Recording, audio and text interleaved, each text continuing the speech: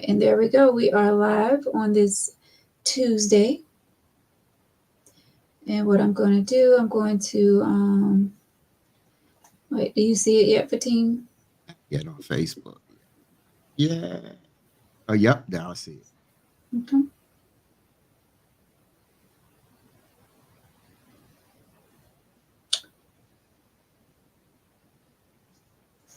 Okay, so I'm going to share it with Fatim and Victor. Right now, we're going to go to our promo.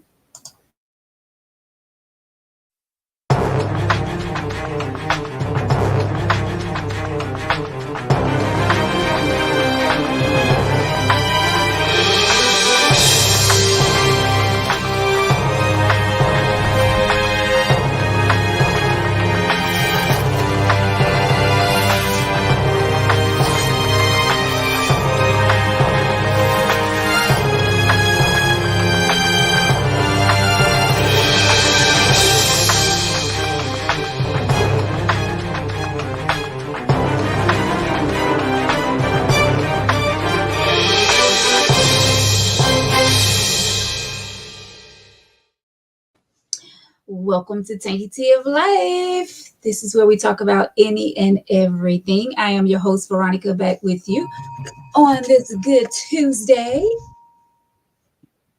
Did I hear a bell? There you go. I got a bell. Yeah, more than a bell, young lady. I know I heard something else. That's our Black Barbie, I guess. That's our Black Barbie. Thank you, Fatine. Brother Fatine, all the way from which way am I? WBLS radio station, New York, is back with us. Hello, Fatine. Hey. Vic White will be joining us shortly. So stay tuned for that. Our brother, Victor White, will be joining us shortly. But first, we have a special guest tonight, making his, I believe, fourth appearance on Tangy Tea of Life.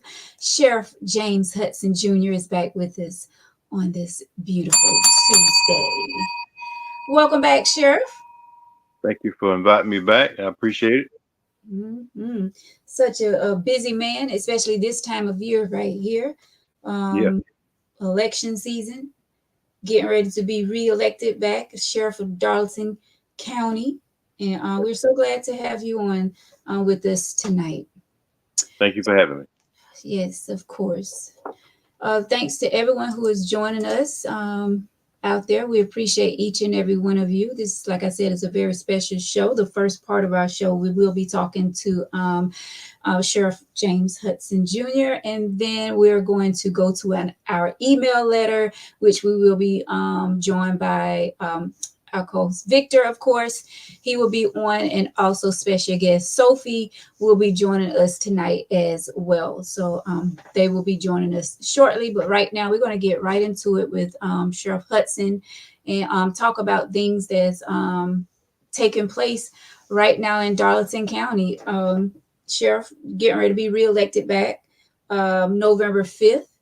And we want to get the people out there and ready to vote. So I don't know if Fatine want to kick it off first, or yeah, I'll kick it off. Thank you, sister. My sister, I call her, as I said, like Barbie. Yeah. So, like you said, Veronica, we in election season. November 5th, next Tuesday, a week from today, is election day, and there's early voting for other folks that has started.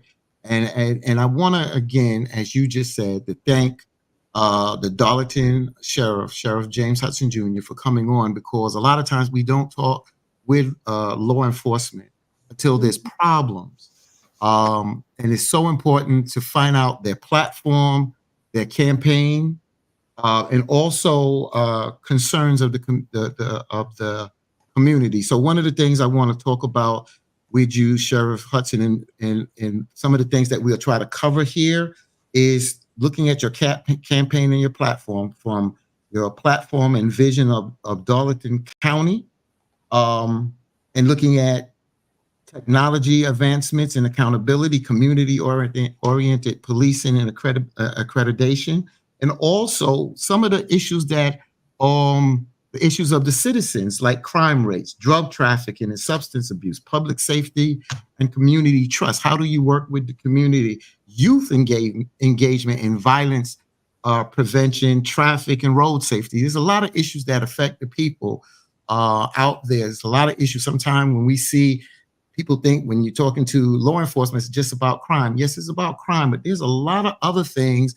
being proactive of dealing with law enforcement and public safety. So let's start off here, Sheriff James Hudson Jr., in the sense of your platform and your vision for Darlington County. So let me kick off the first question. Sheriff Hudson, can you share some measurable outcomes from implementing flock safety cameras and how they impacted crime rates in Darlington? Yes, I can. Since those cameras have been installed, we have gotten 3 hits, that all 3 had result into arrest, stolen vehicles, stolen tags, and I think one was a wanted person after conducting a traffic stop. So they've already paid dividends to the community. The people that live in the areas where those cameras have been installed feel safer because there's cameras there. It helps us catch things that are developing that might not be law abiding. And also, if you drive past those vehicles and if you have a vehicle that has been put into the system that has been involved in a crime and you pass one of those block cameras, it will send a red flag to our phones. And those officers who's out there in the field, they can proceed that way and capture that person or person. So right away, it has already given us a tool to reduce crime, and the citizens greatly appreciate that because anytime you can get something on camera, that's pretty much a done deal in court. Mm-hmm. Was there any pushback from the community? Because a lot of times people look at cameras can be invasive on their privacy. But like you just said, it also can stop crime, but it can help capture those that commit crimes. But has there been any pushback from the community of these cameras? And do you look forward of implementing more cameras? And how do you decide where these cameras go? They have, as of today, there's been no pushback because the people in the various communities has been asking us to do this. There's other counties around the PD that has done it. We kind of came up on the tail end of it, and it worked for them, and it's working for us. So it doesn't invade anybody's privacy because these people want these cameras in order to make sure that their communities are safer. The flock cameras didn't cost the taxpayers any money. That was another plus. So these were installed by using funds that was not tax dollars in the very beginning. It was seized drug money, and it was turned over to the county, and that's what that drug money is for, to put back in the community to help deter crime. Mm-hmm. What was the other question? How do you plan on putting up more of these cameras in, and how do you decide where these cameras are placed? Well, we decide where they're placed at based by the amount of crime that's occurring in the county. So we have 5 stationary cameras, and we have 3 mobile cameras that we can move around. And in order to put those stationary cameras up, we had to get permission from the property owners. So we had to find the people that actually own the properties to allow us to put these cameras up. And we got no resistance at all from the property owners. They were glad to do it. We have 2 citizens since these cameras has been placed in the county. We have 2 citizens that live in this county that has called us directly and say, we want to pay for more cameras to go in our community. So that's how vital this is. They're saying, hey, we want to buy more cameras. We'll pay for them if you guys let us help us put them up and monitor everything. So that tells you just how valuable it is to these type cameras in the community, because with the burglaries and larcenies that goes on and people committing crimes, and you talked about earlier with the drugs, there are things that goes on in our community that we don't like, but at the same time we have to have the tools to help fight some of that stuff. when you mention crime, a lot of people say, "Oh Lord, crime is bad." Well, yes and no. Hmm. Depends on where you live at. If you live in a high crime area, then yes, crime is bad. But we have we have we have places in Darlington County where no crime is committed. None. There's some neighborhoods in Darlington County where they don't have any crime. There's one municipality in our county that has very little crime. Very little crime. So when people start talking about crime, they look at it as crime is just bad and just running rapid, and that's not true. That's not accurate at all. Um, when we look at our nation, crime is bad in certain cities in our nation, but it's not everywhere. When we look at South Carolina, crime is bad in certain places in South Carolina, but it's not everywhere. Hmm. So one of the things I've learned is when we start talking about certain issues, we need to be able to define what really is going on instead of having just a blanket statement out there and encompassing everybody into it, because that's not fair to everybody. Because there's some hardworking people that live in this county that live in very nice neighborhoods and don't have any crime. Hmm. Fatine also mentioned about things going on in the community. And I know that you, Sheriff, started this summer camp for the kids, which is a big plus in the community because there's so many kids that come out. I was honored to be a part of that one year to come out and do a fitness segment with the kids. And the kids, they were so excited. And tell us, is that something that's going to be going on, something that you have planned to keep going on every year for the kids? And speak Yes, on education as well. yes, ma'am, it is. We started that camp when we came in office, and that camp is held at Emmanuel Baptist Church every year on Marquee Highway in Hartsville. And for every year, we do it for 5 days. It's a week-long camp, and it's from 8 until 1 o'clock. And we feed them breakfast, we feed them lunch, and we have a lot of different activities for these kids to do. And we try to teach them about life and values and leadership and things of that nature. So we it don't cost anybody anything. We get donation money to pay for the camp, and we have anywhere from 90 to 100 kids each year at no cost to the parents, and the parents are glad to drop the kids off and to let them stay there with us, and we enjoy it. We have volunteers and I mean volunteers that's there from 8 until 1 o'clock or until the camp is over until we leave, and they're there every day, 5 days a week. So I think it's a win-win situation for the community, for the kids, and for the parents to know that their kids can be involved in a program and there's structure and they're Mhm. learning something there. And school is out, so you want your kids involved in something positive. And there's a lot of programs that occur in our county, occur in our area that some of our kids can't. So we try to provide something where all the kids can come, no matter what their background is. If you want to come, come, and we have chaperones there and volunteers there to make sure that the kids are safe, and we have different vendors to come in and assist us in different programs, and so these kids can learn about um, academics. They can learn about leadership. They can learn about being leaders and being responsible. So I believe we catch them young. We can Yes. we have a we can have a very prosperous generation to come. Right now, I think we kind of stuck in this generation where it's kind of a lost generation, and we got to work our way through it. Yes. I like that answer, but I love your question, Veronica, and I'll springboard off of that one. I can move it around, and thank you for that, and also implementing this camp. But I want to expand a little about this as we address youth violence and engaging young people in positive initiatives. So, as you talked about this camp, but what other programs, specific youth engagement programs, have you introduced and expanded? And and the reason why I asked this question is because it's not always about reactive. We can respond to crime, we can respond to violence, But when you're proactive like this camp, and other programs initiated, that is being proactive to try to head off other issues. So can you talk about some other programs that you introduced or expanded?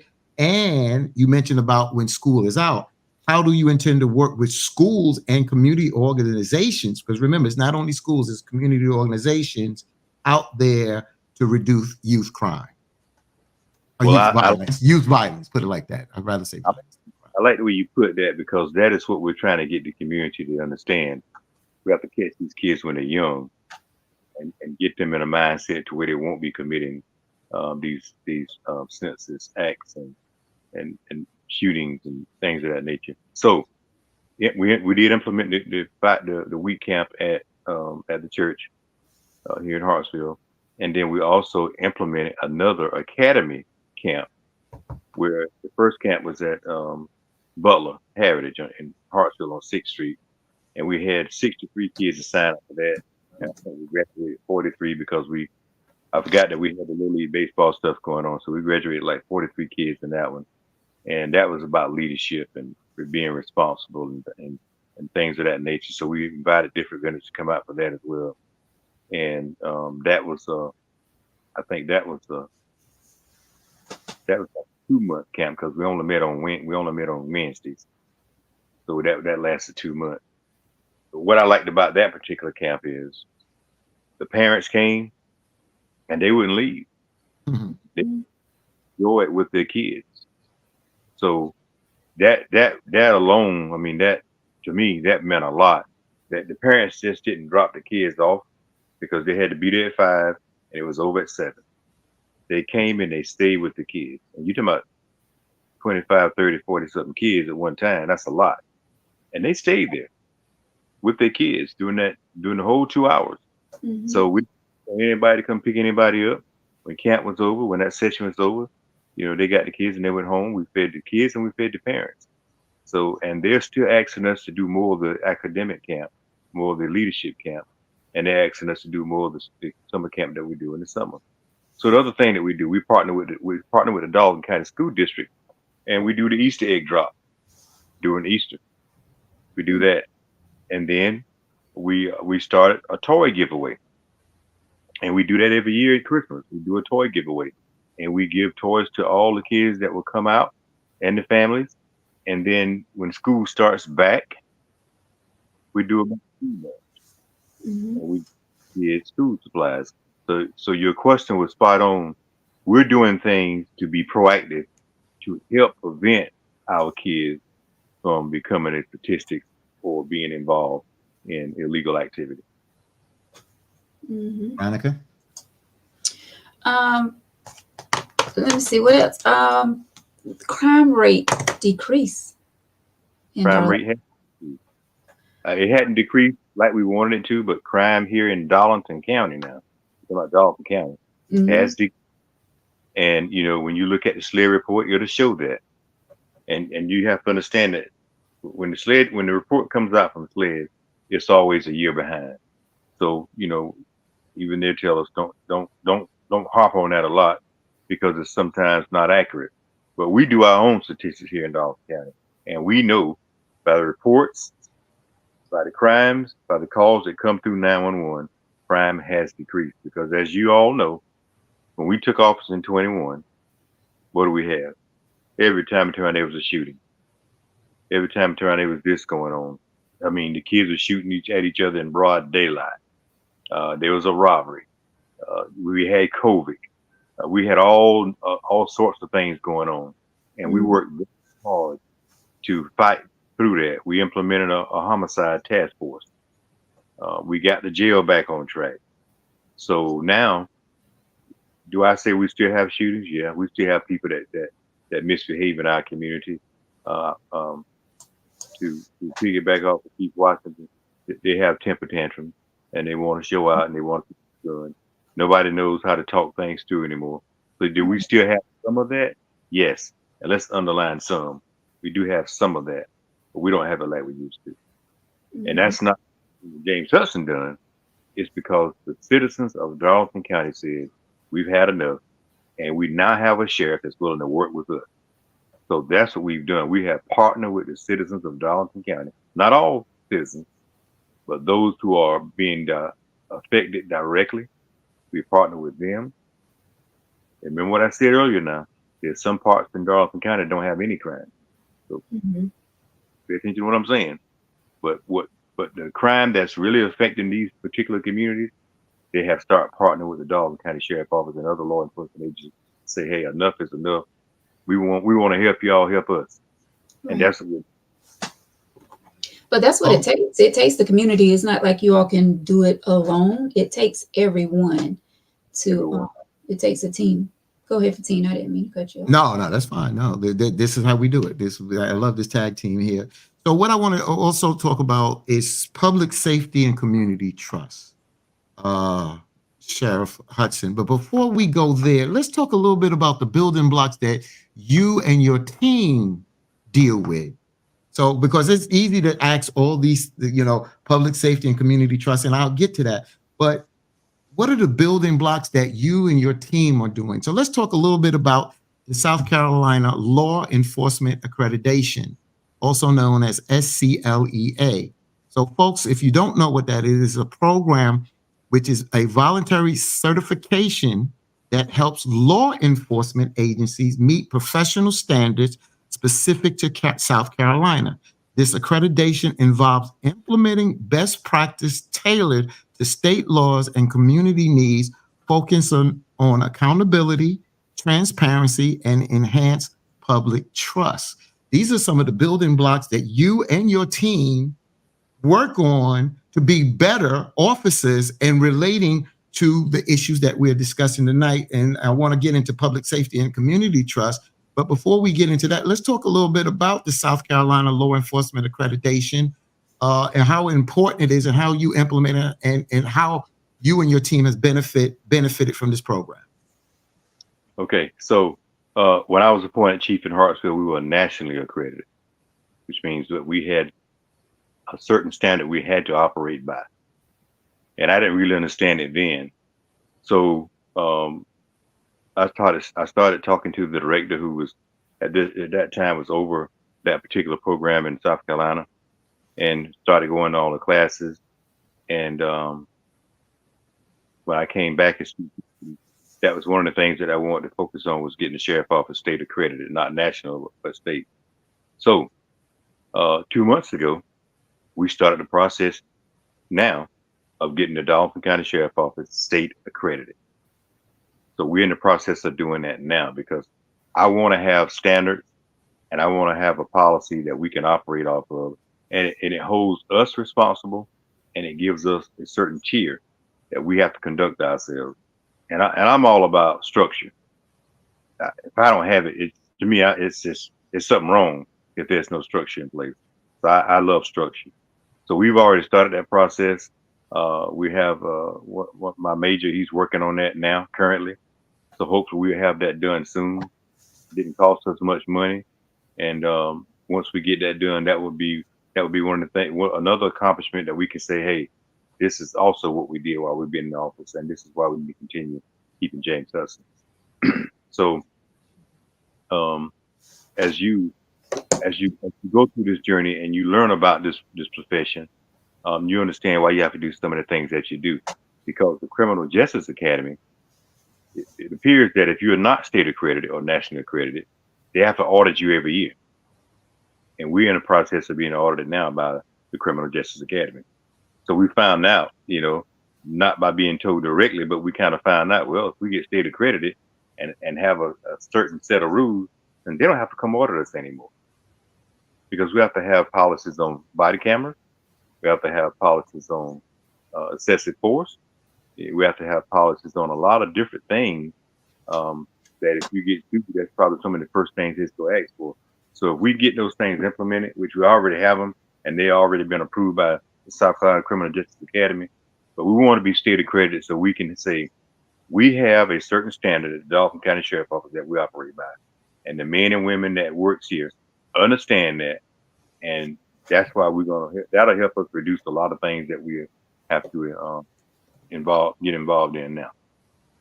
Veronica, if you don't mind, if I just want to add the part 2 to that, question, as I mentioned, I want to talk about public safety and community trust, but I wanted to go back to the foundation of Sheriff Hudson and his office and his team. So my questions here is, what initiatives do you have to boost public safety while strengthening community trust, as well as how does your office work to ensure that citizens feel valued and protected?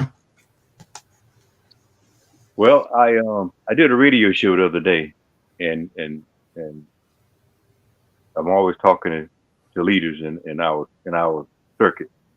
And one of the things that we all agree on is we have to have communication. That's a key component. And the other one you mentioned yourself, you have to have trust. So those two things go together. So if we can continue to work on trust and building trust between the citizens of Darlington County and law enforcement officers in Darlington County, whether it's the sheriff office or Hartsville or Darlington or Side Hill or Lamar, the citizens have to have, they need to trust us and we trust them. But it goes both ways. We rely on the citizens to help us solve crimes and to help us build morale and to help us fight crime and make things better in the community. Well, we want the citizens to say, well, we got people that's willing to do all that. But at the same time, the citizens has a responsibility to themselves as well and to the community to say, we're not going to tolerate certain things. So it's trust and communication. If we got those two, I don't think we can go wrong. Veronica? Absolutely. Definitely have to have trust from the community. Because one time it got scary because, you know, a lot of situations was going on, and then it was like the community against the police officers. So kind of, I mean, it's still kind of there, but it's not as bad as where it was. So I do feel like there's a lot of trust that's coming back, you know, when it comes to the community and police officers. So that's a good thing. And we have to work on it every day. You can't just work on it and feel like you've done enough. You got to work on it every day. Absolutely. And one way that the community can get to know Sheriff James Hudson and his team is coming out to events that you all have, like this Saturday. Would you like to tell us where you are going to be this Saturday, Sheriff? Yes, this Saturday we will be at Pride Park in Hartsville on 6th Street across from Rogers Barbershop. We'll be frying fish there, and it's a campaign thing, but it's kind of a thank you thing as well for coming out early voting. And so you Saturday you go vote and come on down to Pride Park and get yourself some good hot fish. And it's kind of a thank you thing because you know we run for these officers and we ask people to vote for us and we get out here and we work hard. But I don't think there's enough thank you in it. You know, you don't have to vote for us. You can say, well, we're just not going to do it. But I want to personally take the time and say, I want to thank everyone that has already voted for James Hudson. And I want to thank everyone who's going to vote for James Hudson. The second part of that event, we're going to be in Darlington on Main Street at the pantry in Darlington, frying fish. And again, it's just a campaign thank you. You know, you go vote, do your early voting, come on down, get some good hot fish, you know, have some good fellowship and laugh and talk. You know, that's what it's all about. But I do think that I don't think we should be asking the community to do a whole lot for us to keep us in jobs if we're not willing to give back and tell them thank you. It's a two-way street. You know, we ask you to get out there and go vote, so we should be able to give something back as well. Absolutely. I was going to tell you. Oh, sorry. This Saturday, Pride Park in Hartsville, that's going to be from 11 until 2 p.m., Sheriff? Yes, ma'am. Okay. And in Darlington, it's going to be at the pantry on South Main Street, and that's going to be from 2 until 5:30, roughly. You know, it'll start early Sunday, so by 5:30 we got to wrap it up. Okay. And also early voting. We're going to talk about that, but first, I think Fatim wanted to say something else, and then we're going to get. I got one more. Yeah, I got one. Yeah, pretty much just one more question. I'm glad you said because you look at my wallet. I got I voted already. Unfortunately, I'm not in Darlington County. I'm in Florence County. But one of the things I want to talk about real quick because our time is winding down, is drug trafficking and substance abuse. Drug trafficking, crime. Substance abuse, illness. Understand? And a lot of times when people see people addicted to drugs, they want to blame them, but you never know what has caused it, that caused that problem. So my question to you, Sheriff Hudson, is, are there specific collaborations or programs you're implementing to address the root causes of substance abuse? There are programs in place now with different entities in Darlington County to address substance abuse. And we have mental health that comes to our jail twice a week in regards to mental health, substance abuse, and other issues that a person may be going through. So we have to rely on the family members to give us information on whether or not this person is actually on some type of substance, illegal substance, whether it's alcohol, narcotics, or something else. We know fentanyl is very, very popular right now. And the sheriff office, we have charged one young lady for involuntary manslaughter for a young man dying a couple of years ago in regards to fentanyl. So we're doing everything we can to try to keep people safe and make people aware of the drug issue in our county. We have made a lot of arrests. Our drug team, I can't do it, but say thank you to them. They've made a lot of arrests on drug activity here in Darlington County. We partner with Hartsville City. We have 2 of their guys that work with us in our drug unit, and they have been doing an awesome job. So the drug problem has been a problem. I put it that way, and we need to continue to work on it hard as we can.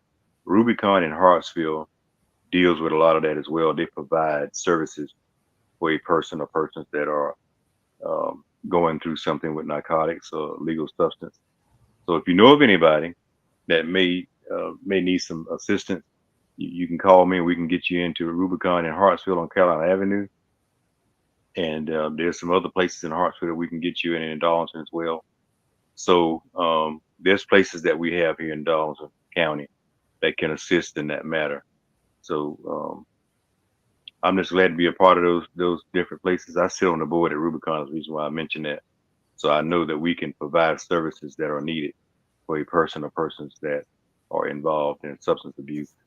And again, we have PD Mental Health that comes out to our facility twice a week to talk to our or to service our people that are in need of those services. And we also have, and we get to the spiritual side, we also have ministers that comes to our jail twice a week to talk to our people that may have something on their minds. So we are providing services within our facility that we think these men and women need. There's 3 categories I look at the jail on. There's 18 to 25% that is gonna keep coming back for whatever reason. They're gonna probably keep coming back, back and forth to jail. And then that middle percentage, they have made some mistakes and they just need some guidance in a way that they ain't gonna come back to our jail or no other jail. And then there's that other percentage that might get in trouble, but guess what? When they get out, they ain't coming back because they ain't want no parts to that. So that I separated them like that because I know after 29 years of doing this, that's kind of what we're dealing with. We have people in our facility that have made some honest mistakes, and are dealing with some very serious issues in their lives. And we're going to try to help them through that while they're in our facility. So, we're doing a lot with little. We're doing a lot. So I'm proud of the things that we have done and we're going to be doing, getting reelected. And, it's just a joy to know that we have this opportunity to do the right thing by people and help change people's lives. Real quick, you mentioned mental health. What is the feedback from the community in the sense if a family member, a loved one has to call 911 and your team has to respond to a mental health issue? Because as we see across this country, A lot of law enforcement officers are not really equipped to deal with mental health challenges of individuals. And it's so quick that some officers can draw their gun on somebody that's having a mental health breakdown and they need assistance and help, not to be thrown on the ground, shot, or stunned. So how are you working with the mental health calls that you may get where somebody's having a mental health challenge and they don't need to be arrested, but they need help? They need mental health issues. What kind of feedback are you getting from the community in the sense of your response? Well, again, we're blessed to make sure that all of our guys go through mental health training. It's a 40-hour course, and it's issued by the Criminal Justice Academy in Columbia, and it's done on a cadence, on the computer. We call it a cadence, and it's mandatory that they take that training once a year. And as a young lady in Darlington, her name is Deidre Odom, she puts on classes, I think it's twice a year, about mental health, and we attend those classes as well. And we also go through other training about mental health. So we are getting the training that we need. We have a very young group of people that works for the sheriff office right now, but they are thinkers, they're smart, and you just have to be able to recognize the signs of a person with mental health issues once you interact with them and come in contact with them, and then you'll know how to proceed from there. So we've been blessed so far that we haven't had any issues in regards to what you were speaking on, and hopefully we'll never will. So we're just going to continue to take the training, be diverse, and make sure that we understand that if we get a call with a person that has those type symptoms, that we know how to operate. Also, PD Mental Health has a crisis line where if you are engaged with a person that's in that state of mind, we can call that crisis line, and they will come to us, wherever we are. We just have to make sure that we stay with the patient until they get there. And when that crisis team get there from PD Mental Health, then they'll transport that person, or we'll transport that person to the nearest medical facility so they can get the right help. And so far, we have done just that. We work great with PD Mental Health and other facilities. So I'll say that we have the proper training and the patience, because it takes patience. And so far, we've been able to do the right thing. Awesome. Well, we definitely appreciate you, Sheriff Hudson, and you have a lot of people in your corner and have your back. We have people in the comments. Mrs. Salmon made a comment. Sheriff Hudson is a man that is always out in the community, not just election time. So we definitely appreciate you and for everything, you and your team, for all that you're doing for the Darlington County. Early voting that's already started last week. It's going through this week up until, is it Friday or Saturday is the last day for early voting? Early voting. Yes, early voting. The last day for that is when? Friday? Saturday. So if for those of you who are watching, if you have not taken advantage of early voting yet, you have time to do that. The cutoff is Saturday. Yes, and I have voted already as well for team. Yes. Mm-hmm. So for those of you who have not voted, you can take advantage of early voting. I know one of the places where you can go is my church here in Darlington, Cherry Grove Missionary Baptist Church. We are set up where local voting is taking place there, and that's on East Billy Farrell Highway. So that's a location, and I think there's 3 more locations where you can go and early vote. Yes. There's voters registration office in Darlington on Cashville Street. Mm-hmm. There's Cherry Baptist Church on East Billy Farrell Road. There's the library in Lamar, South Carolina, and there's the Jerusalem Church on 6th Street in Hartsville, South Carolina. Awesome. So there's 4 locations where you can go and get and do your early voting. Also, election day. We all know it's Tuesday, November 5th. Get out there and get your vote on. You know, a lot of people, sit around, they get on social media and, at each other's home, and they talk about all the stuff that's going on in their local communities, but they don't get out and vote. voting change things. So make sure you get out, let your voice be heard. Vote Tuesday, November 5th. If you cannot make it this week to early voting, Tuesday, November 5th, make sure you get out there and vote, vote, vote. All right. We're not telling you who to vote for, but we're telling you to get out there and vote and let your voice be heard. Now, Sheriff Hudson, I'm going to put it in your hands, and um, and we're going to go after that. We're going to let you go because we know you're a busy man. You had a very busy day today. But tell everyone why they should vote for Sheriff James Hudson Jr. Well, thank you. It's really simple.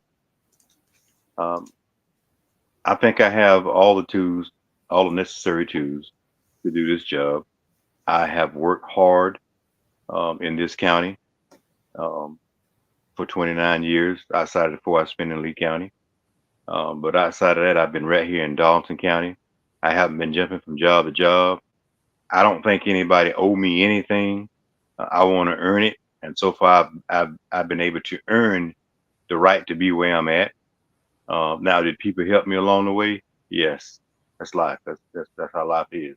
When people see something in you, they help you get to where they think you need to be at. So I appreciate those people that have been pushing me and encouraging me along the way, because it's been a great journey, but it's been a hard journey as well. Um, I understand this profession. I have a working knowledge of the sheriff office, and I have a working knowledge of the people of Darlington County and what they expect. And I also, I'm not naive to don't understand that, you know, I am not going to make everybody happy. Everybody's not going to agree with James Hudson. They're not going to agree with some of the practices and some of the things, the decisions that I make. I get that. If I was in the private industry, it would be the same way. But I serve people, and that's the difference. I understand I serve people, and I deal with feelings, and I deal with emotions, and I deal with people that most of the time we come in contact with them, they're in distress, and they need some assistance, and we have to extend a helping hand to people. It's not our job to judge. We're not the jury. Um, that's not our place. Our job is to provide service, the best customer service that we can provide. That's our job as a law enforcement officer. The sheriff is in my opinion, is the most powerful person in the county. But that the power don't matter. The title even don't matter as long as I can get the job done. So I work good. I work closely with the coroner. I work closely with the treasurer and the auditor and the clerk of court and the probate judge. All of us are elected officials constitutionally, and we all have a role to play in this county. And we all have respective jobs that we have to do to make sure everything's get done the way it needs to be done. But why you should keep James Hudson? Man, it's simple. I mean, it really is. Uh, do you know of any other person that has worked this hard and has been dedicated the way that I am, made all the sacrifices, missed ball games? You know, I missed something this morning with my little niece. She got inducted. She became a part of the National Beta Club, and I couldn't be there 'cause I was out campaigning. You know, so I make a lot of sacrifices, and my family understands it. They're probably my biggest fans. And before I made the decision to run for reelection, I talked to them first, and we all agree, yes, you don't want to be a one timer. Let's do two, and then we'll look at the third one to see how things go. So there ain't but one choice when it comes to sheriff, and that's James Hudson. I learned from some of the best, in my personal opinion: Sheriff Campbell, Sheriff Bird, and Sheriff Danny Simon in Lakes in Bishopville. So they all have different leadership styles, but I learned from all of those guys, and I use those things today. And we work hard to provide service for people, and we're good at it. And I don't do it for. I didn't run for office the first time because of a party, because I ran for office on James Hudson merit, and I'm doing the same thing this time. I'm running for office on James Hudson merit and ability and know-how. And I don't expect for everybody to support me. I don't expect for everybody to agree with me. But I don't think you'll find anybody else that has the tools and the drive and the passion for this job like I do. So I ask you, make sure that you continue your early voting. And then November 5th, which is Tuesday, you get out before work or after work and you go cast your vote because that's your God-given right. There's no tax lien on it. Can't nobody take that away from you. Go vote. As the young lady said earlier, it doesn't matter who you vote for, go vote, but still vote for James Hudson. But just vote and do that. Exercise your right. But when you look at it on paper or anywhere else, look at my resume. I'm qualified, no doubt, to do this job, and I'm still learning as I go. And I say to you, on November 5th, when you go to the poll to cast your vote for James Hudson Jr., knowing that you have a person that's going to work hard for you. And I want to thank all of you on this afternoon for listening to me.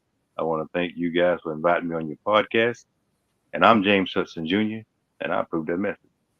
I want to thank you. Let me just say this. I give you a proper title, Sheriff James Hudson Jr., but I also say my brother.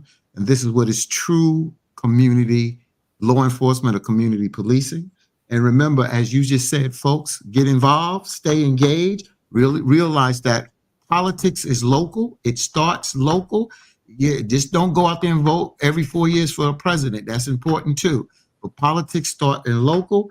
And by supporting these type of initiatives, you prioritize community welfare. That's your welfare. That's your neighbor's welfare. That's your family's welfare. So that's very, very important. So I wish you good luck, Sheriff James Hudson Jr., but I call you my brother because this is what we want is community policing. We want our law enforcement to know us, we to know you, and to have communication and trust and build that trust, not when there's just problems. Let's do this when we can laugh and shake each other's hand and hug one another. Thank you, sir. Absolutely. Well, thank you, Sheriff Hudson. As I said, you have a lot of people that have your back. They're supporting you. They're saying that you're doing a great job. So we just appreciate you for all that you're doing for Darlington County. Keep up the great work. Once again, Sheriff Hudson and his team will be at Pride Park this Saturday in Hartsville from 11 until 2 p.m. And also they're going to make their way to Darlington at the Pantry on South Main Street Saturday 2 until around 5:30. There's going to be a fish fry. Also is more like a thank you to the community for supporting you and the things that you're doing out here for the community. We appreciate you, Sheriff Hudson. Thank you so much. Thank you all for commenting. Anything else you want to say, Sheriff or Fatim? I'm good. Thank you. Thank you guys and have me on the show, and look forward to coming back again. And hey, I'm excited about getting reelected, and making sure that we continue to work just as hard as we have this 4 years to get things done in this county, and just getting more people involved, because I know that once we get to rolling, more people are gonna want to be a part of it, because we're gonna change things in Darlington County. You'll see, we're gonna change things. Yes, it's already started, and we appreciate you. Yeah. Thank you so much, Sheriff. We know that you're busy, so we're going to let you go, and definitely thank you so much once again for taking time out and coming on a podcast tonight. Thank you so much. Thank Good you. luck, sir. November 5th, get out there and vote, people. Vote, vote, vote, vote, vote. Thank you, Sheriff Hudson. Thank you. Appreciate you. All right. Bye-bye.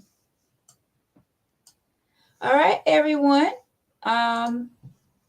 That was Sheriff I want to commend you, Veronica, because you work close with Sheriff Hudson. I wouldn't know him if it wasn't for you.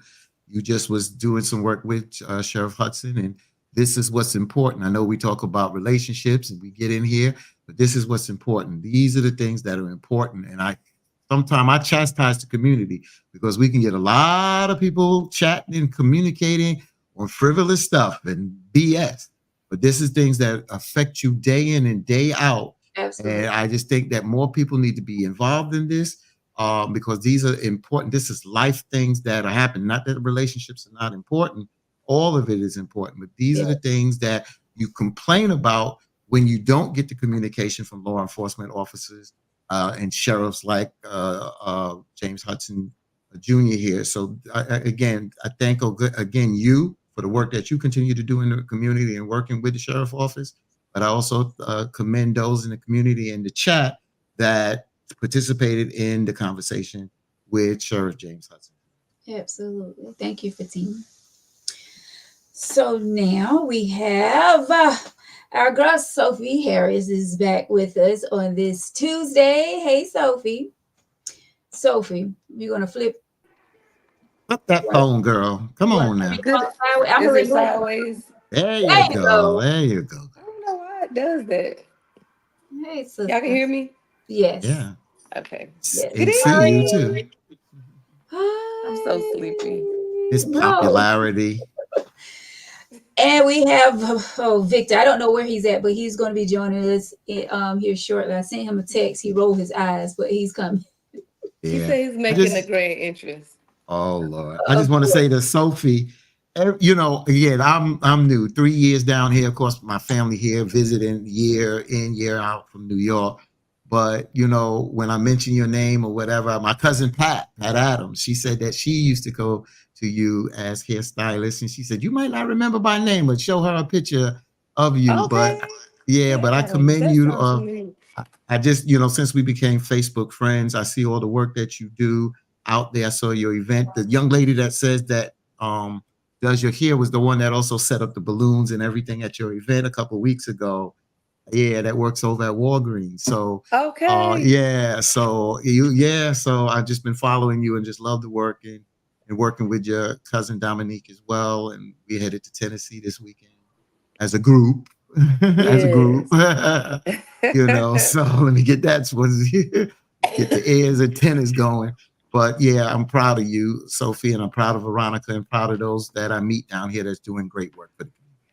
Thank you. Thank you, Fatine. It's definitely been an honor to meet. Well, and I've just been meeting so many people here lately. So thank you, Veronica, because you've connected me with some awesome people. So thank you.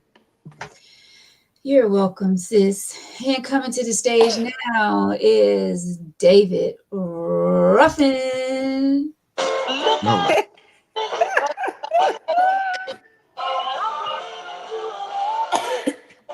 Get better stereo than that. He get on my last. He got the African painting in the background. Because he's poetic justice now. That's what he is. He's poetic justice. Hello, David Ruffin. So that's your what? Right, confetti. Right. You doing the most tonight. I just threw that up. I don't know how that's. I don't know. It's something with the iPhones though. It's something with the. Are you on your phone, Victor? I am. Yeah, it's something with the iPhones. Because I was on the phone the other night and someone did this and the thumbs up or something came up. Yeah, it was something like somebody did a heart and a heart came up. You know, I was like, what the heck? That's usually on Zoom, right? Something with the iPhones. Oh, we are back. The family is together. Hello, everyone. So that was Sheriff Hudson we was just talking to. The sheriff was on. And now on to the ratchetness, I guess. Mm-hmm. That's what it seems to be. Oh, now we got to put our capes on and help folks out here because we do have an email letter. But first, how's everybody feeling? Everybody had a great weekend. Your week is going good. Everybody good? Everybody looks good. Yeah, look healthy and happy and. Sophie's tired, but you come on, girl. You got it. You only got 59 minutes. I'm good. I'm good. You good, baby. You good, girl. We got you. We got One you. Hey thing, man, man, goddamn man, you can't say nothing about me. No, I'm talking to the pretty lady, brother. You know how I roll. Me and you, I give you that, brother. You know how I roll. one thing I can say about Sophie is I can wait last minute and ask her to come on the show, and she's here. So I definitely appreciate you for that. I may not come when you want me, but I'll be there right on Long time. time. David Ruff. Let the church say, Amen. Man. So we do have a letter tonight, guys. Is anything that y'all want to talk about first before we get into this? I will say this. Went to a wedding Saturday, Yes. and Yeah, you had your crushed velvet on. hey, Mm. listen, And hey, Vaseline. Shining What? bright like a diamond. He was shining, huh? He was. it was I will say this. Shouts out to Lisa and Archie, on their nuptials. Um, Lisa did a very good job on her vows, but not taking away from her. But Archie said he started off, mine ain't that long, but what he said was truly, truly, truly heartfelt. Like I had to do like this for a minute when he was Wipe, saying his vows. wipe some tears. I don't know about no Aw. tears, but it was felt. My allergies might have been acting up a little bit. You Your feel me? eyeballs were sweating. There you go. Yeah. It's always a good thing to see two people that can coexist together. That was dope. Um, then yesterday I managed to I sat on the panel with one of the ashiest people I've ever met in my damn life. Like, I'm gonna tell you something. Like, we all at some point in time had putting lotion on, but the person I sat next to last night, it was like I ain't gonna call that person an alligator, but it was almost like they ain't never seen moisturization before. That shit was horrible. I was like, God, dog. But some How people was the don't. event, though? Huh? How was the event? Because I'm y'all gonna leave both that. were at it, right? I'm gonna just say I couldn't get past the ashiness. Like, you ever You been know around a what? powdered First of donut? all, Like, you ever been around a powdered donut before, and you like, yeah. Is he talking about himself? What's going on? yeah, he's talking about himself. And I that's what I wasn't told ashy. him. Is First he of all, be ashy? I don't be ashy. Oh, I was next to you.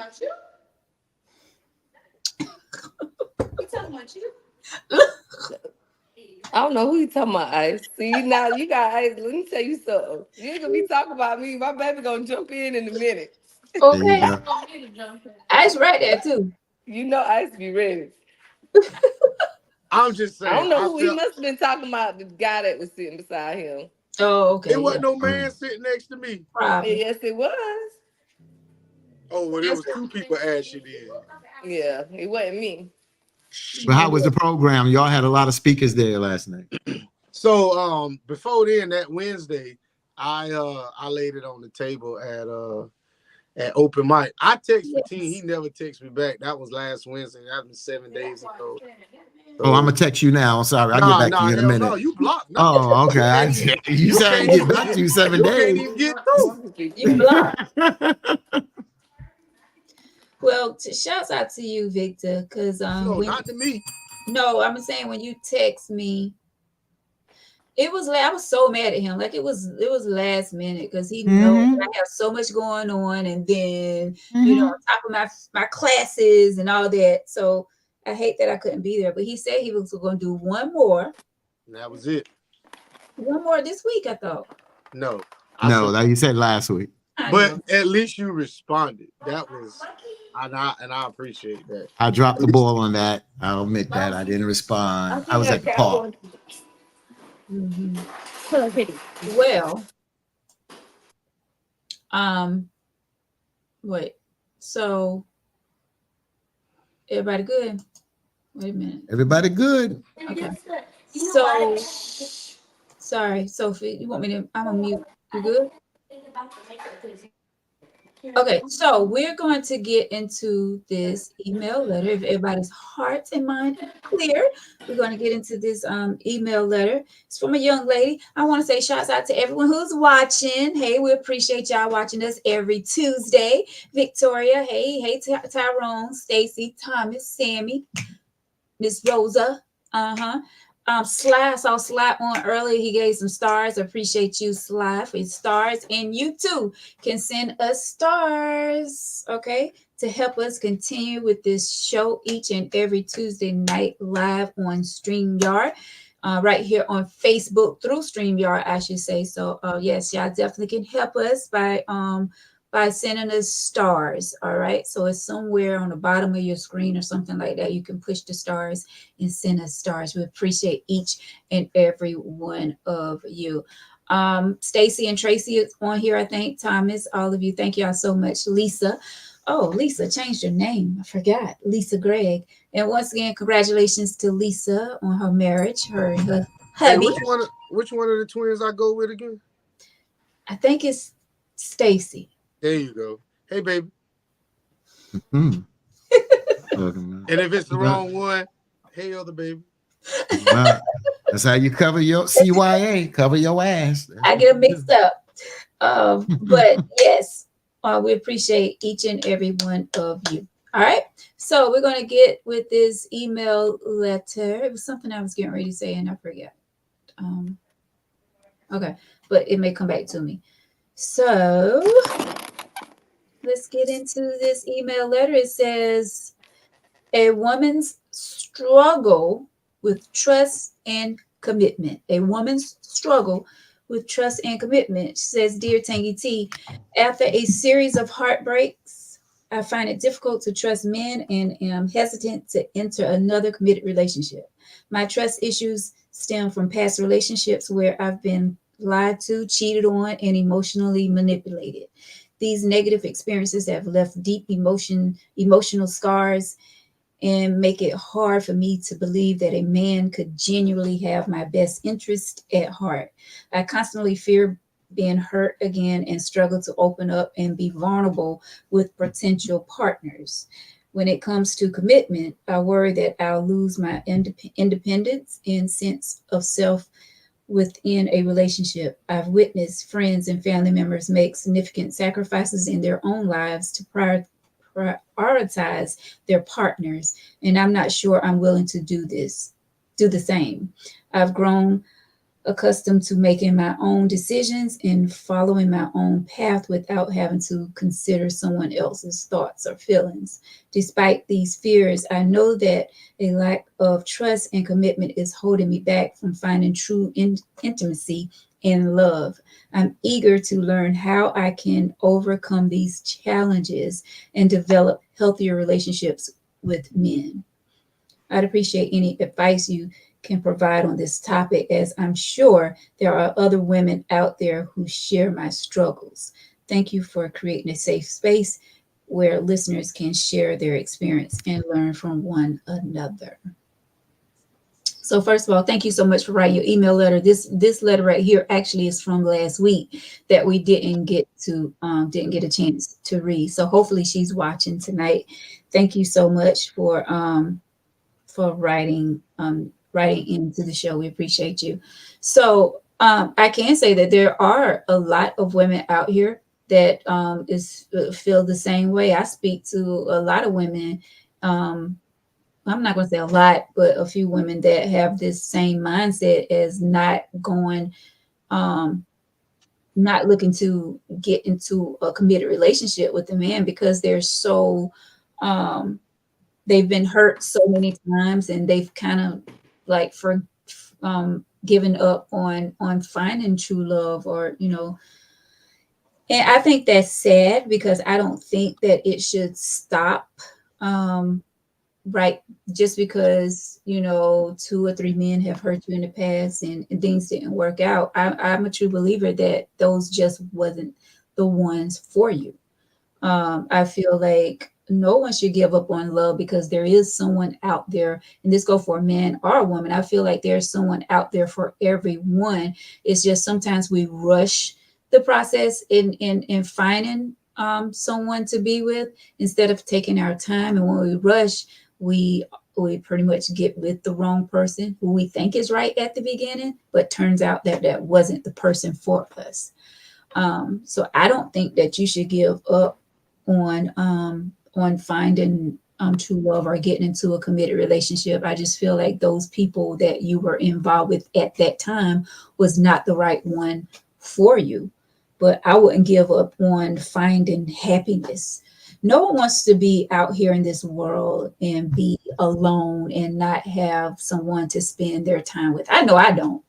I want someone that I can spend quality time with, and you know, who I can love up on and they can love up on me.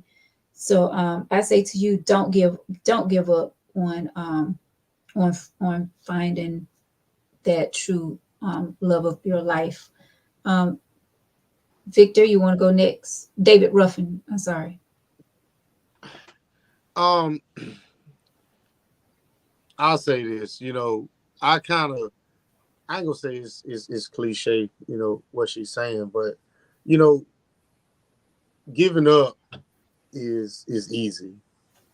You know, you're never gonna ever accomplish anything if you give up. And that's some cliche, you know, shit to say too. All good things. I've never had nothing worth my time or something that I appreciated that was given to me or that just came easy. I appreciate things that I work for, but I also feel like love, I shouldn't have to work for love, but you do have to, because you're dealing with a whole different person. So you have to work for love. She needs to have to, in a sense, choose better. That's the problem. You know, you got a certain type of man that you see yourself with. He may look a certain type of way. He may have this, but you need to give some of us ugly niggas a chance. We'll treat you good too. You know what I'm saying? And maybe you might feel better. You might be appreciated. You know what I'm saying? Some of them, what you call them pedicure dudes, them dudes that like to get their fingernails done, them light skin, them pretty boys, them light skinned niggas that like to pluck their eyebrows and all that. Hey man, who wants to be competing with a dude in the mirror? I know y'all women don't want to do that.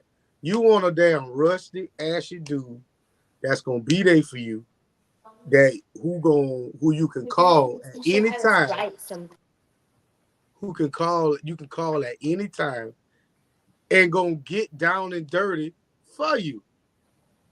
But he may not be this beautiful person that in your mind that you want. He may just be this ashy ass nigga out here that's roaming the streets unkept. I'm just saying. That's just my opinion.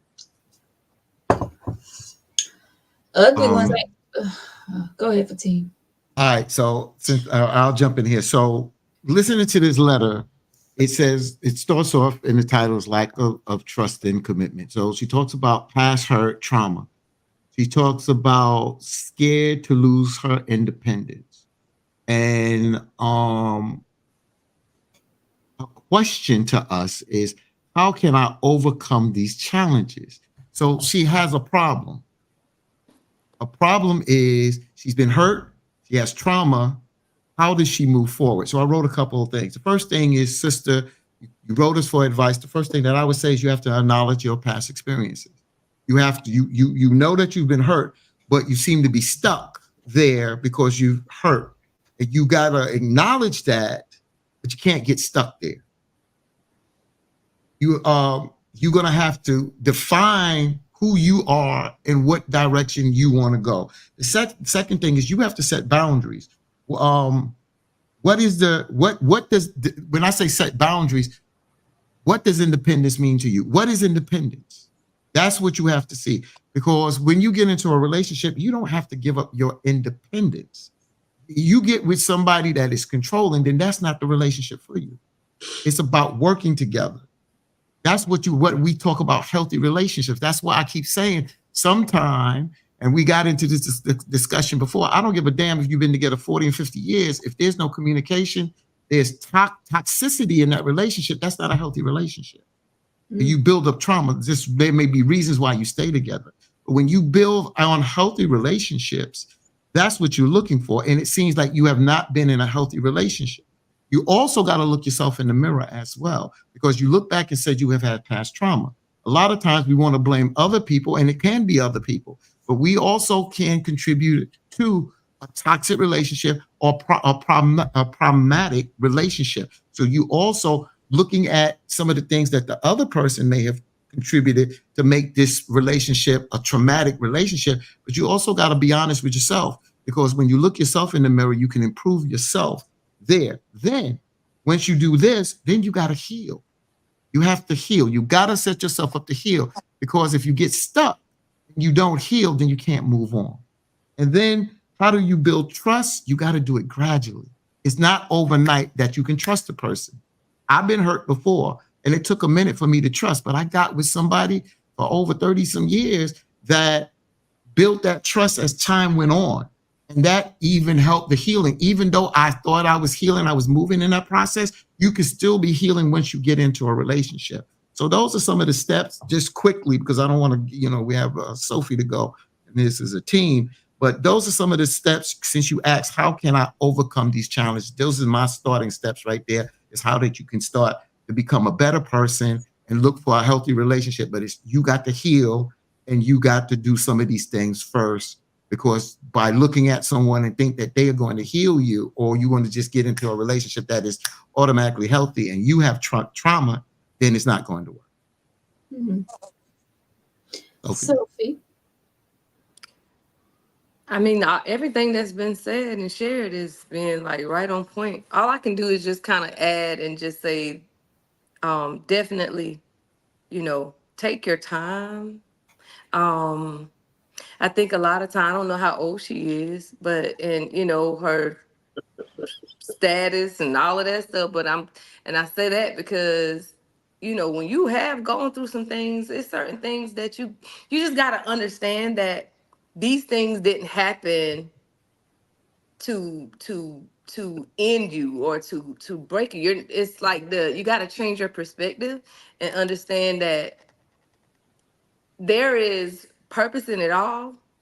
Fatine just said, acknowledge your part as well, because that's the only part anyway that you can do anything with, whatever pertains to you and self, and finding ways to grow from those situations instead of looking at things from such a negative space. I started making a post earlier today, and then I deleted it because I was kind of like in my own thoughts, just to be a little translucent, because life is full of like disappointments. Like you really can come to the place of like being so disappointed to where everything can, I mean, we're just in a time where depression and all of that is on the all-time high. So it's almost like you still though have to choose to just not, like, I don't care what it looks like. Everything that she said sounds very gloom, and very much, to no avail. Like how can you come from that place? Like you just have to just make it up in your mind that you're just going to choose to look at things from a better perspective. Give yourself time, and yeah, do the work. Acknowledge, give yourself time to process the situations that you have gone through. They happen, but they did have purpose. And I'm just a believer that the purpose was to make you better. You just got to do the work to find out, like, where's God in this? Because he's in it. And Right. so he didn't create us to be here alone, And so Right. I think it's just giving that opportunity to rediscover, like, the the vision. Because I mean, Like I said, I mean, like I can look at a lot of stuff without going into full detail and just say, I mean, I can understand your feelings, but like me personally, I'm giving myself time now to like rediscover. Like I think we get caught up as women in that whole fantasy of how it's supposed to go, and oh, well, he's supposed to be this way, and then this is supposed to go that way, and then we live happily ever after, and that's a lie. So you really you just gotta kind of like it's a little saying, sometimes you gotta like unlearn things, Hmm. and then that way you can give yourself the opportunity to learn or relearn a new way. She need to choose Okay. happy. Yep. Who's Choose, So happy? choose I, happy. I got a question. So when are we gonna ask her, when is she gonna take some accountability for the way she feels? Um, I understand, she's coming to us, and I'm not trying to beat up on her too much, but in a sense I am. You're coming to us saying that you've made some bad decisions. So in order to heal from whatever it is that's causing you pain, you have to take some kind of ownership saying, I am the problem to start with, and then move out from there. If I'm going to sit here and say, I've been in these failed relationships, it ain't been all them. I Mm. have to really sit here and say, you know, I'm the fault for every failed relationship that I've ever been in, because whatever sign that I saw that I bypassed, I shouldn't have bypassed it. I probably should have, ended it. Or there was something that I did that made the situation worse that I should have corrected right then and there. Not trying to twist what she's trying to do, but there's a lot of letters that we get that they do a lot of this, and they don't never talk about. There's only been a few that talked about their faults on why they're in the situation that they're in. That's Well, what I don't like, huh? I was gonna say when you hurt and you've been hurt multiple times, a lot of times you're not thinking about am I the am I the problem? You're not thinking about pointing the finger at yourself. You're thinking about pointing the finger at all these different people that have hurt you in whatever way they hurt you. So, I feel like that's where she's coming from when she wrote this letter. And that's why she feel like that's why she's where she's at, because so many different people have hurt her. Now it's so hard for her to like trust a man to actually have a committed relationship with. And a lot of people do that. A lot of people point the finger the opposite way instead of pointing the finger at themselves and be like, okay, well, maybe I am the problem. But when you constantly have people hurting you over and over and over again, it makes it difficult to point the That finger. means you're choosing wrong. That that Yeah. that's Uh, exactly what that means. and why? When do we, like you say? Okay, we got to take accountability for ourselves and what we are allowing, because and maybe it's just not. And so that's good that she's reaching for help. I see somebody say that she may need to seek professional help. I mean, I agree with that as well. But since she's coming this angle, I mean, like one thing that she can gather from tonight and us discussing it is that the thing to do in these situations in life, period, in any relationship, but especially man, woman, you got to be accountable for what you're allowing. Yeah, Like expectations are too high. Obviously, you can't put all this faith and trust in a person, man or woman. And then the thing, furthermore, in my opinion, um, again, there's obviously not been an understanding of what boundaries are, because you're giving too much accessibility to yourself. Like you can't give if how can you give all this accessibility to someone that's not worthy of it? Like they're not responsible with it. And the reason why I'm saying that is because you said you keep getting hurt. So if you're continuously getting hurt by different people because those people have been in close proximity to you that they have not been deserving of, they're not proving themselves to be worthy and responsible of that space. Like, you got to learn. That's what I'm saying. Like, take a moment and see, like, or like Vic saying, I mean, David saying, Hmm. see what you like really allowing you allowing yourself to kind of like come into this space of like really you it's almost like putting your hand on the darn chopping block and just allowing your fingers to get cut off. Like, you got to come to the place, and that's what boundaries do. They set, they're for protection. I mean, you got to protect yourself, and then you got to love yourself enough to say, all right, I'm worthy of respect. I'm worthy of care. I'm worthy of someone proving themselves to me before I give them all of this access to me. And like, by doing that, I mean, things are gonna happen. Truly, as sure as the days come, you're gonna be offended. Things are gonna come. They're not gonna go your way. It's always gonna be something. However, it don't have to be to the detriment of where you just like, oh my God, it just hurt me so bad. And now I don't even want to trust. I want to live and have this life and have a family, but I have trust issues. Okay, so allow the trust issues to help you map out a better way instead of just being so, just keep, what's the saying? To do the same thing and expect a different result is insanity. Like, you can't keep doing the same thing and expecting anything to change. So you got to do something different. Well, Yeah. how can So, you so go ahead? yeah. So I'm gonna come back to David Ruffin, aka Vic. Again, I look back at pretty much 5 steps I put out there and set boundaries. What you just said, Sophie, is there. Acknowledge your past, but also looking in the mirror and taking accountability for yourself. Where Victor said, but let's dive deeper into this, not making no excuses, but something you said earlier, Sophie, and I remember talking on another podcast, and I remember somebody saying, relationships is hard work.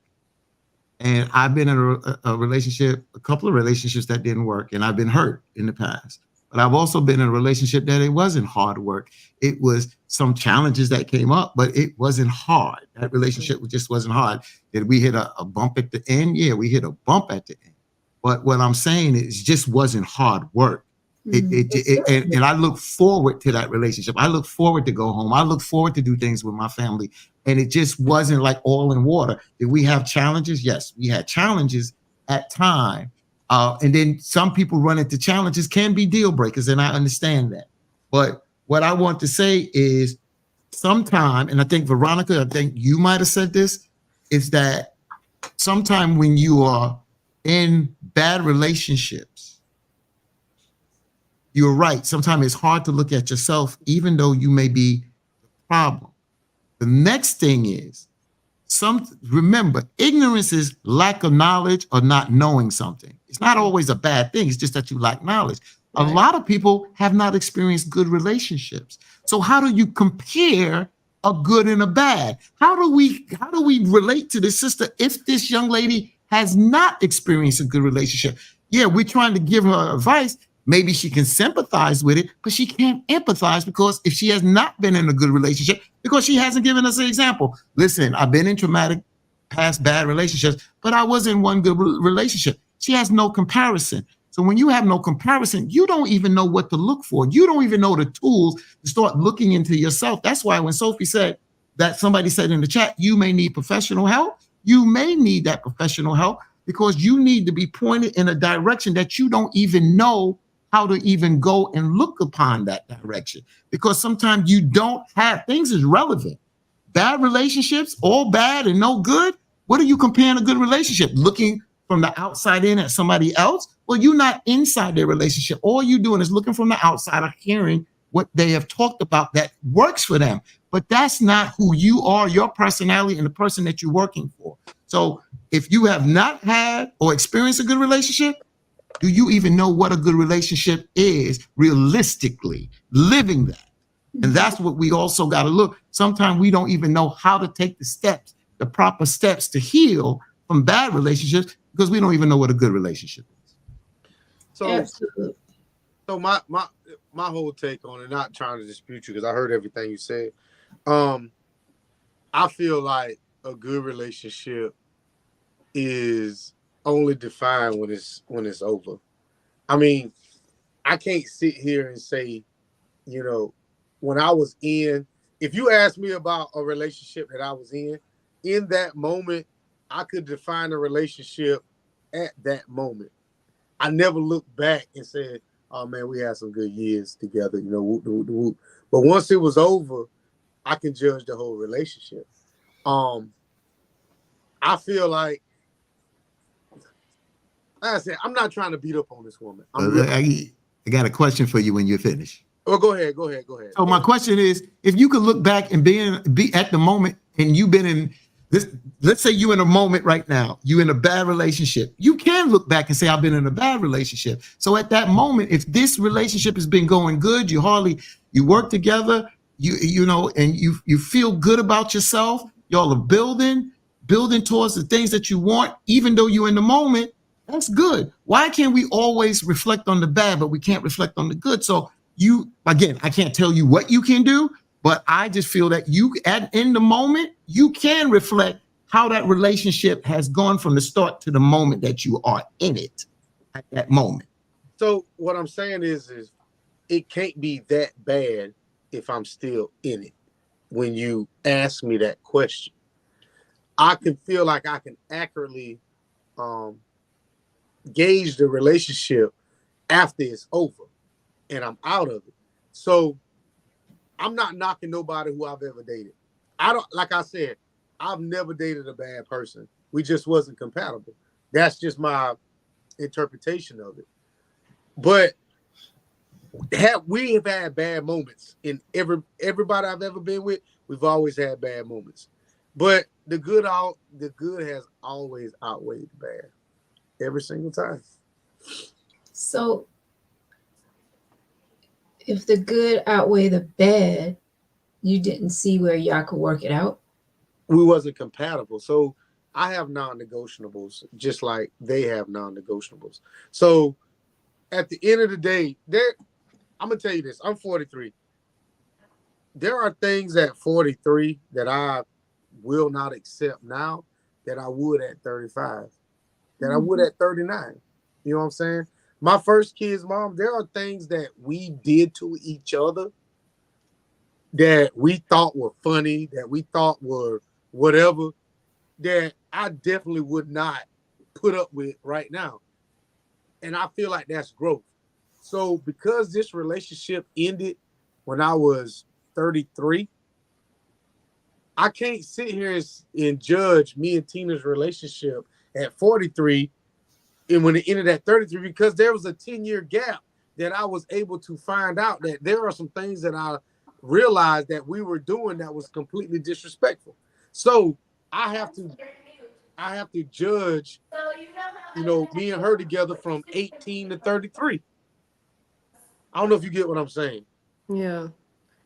I think it's a mature. I think what you're saying is like with maturity, like the perspective change. So it's like where at at a younger, at those younger ages, you first of all, just like Fatina's saying, like you ain't really have nothing to compare things to.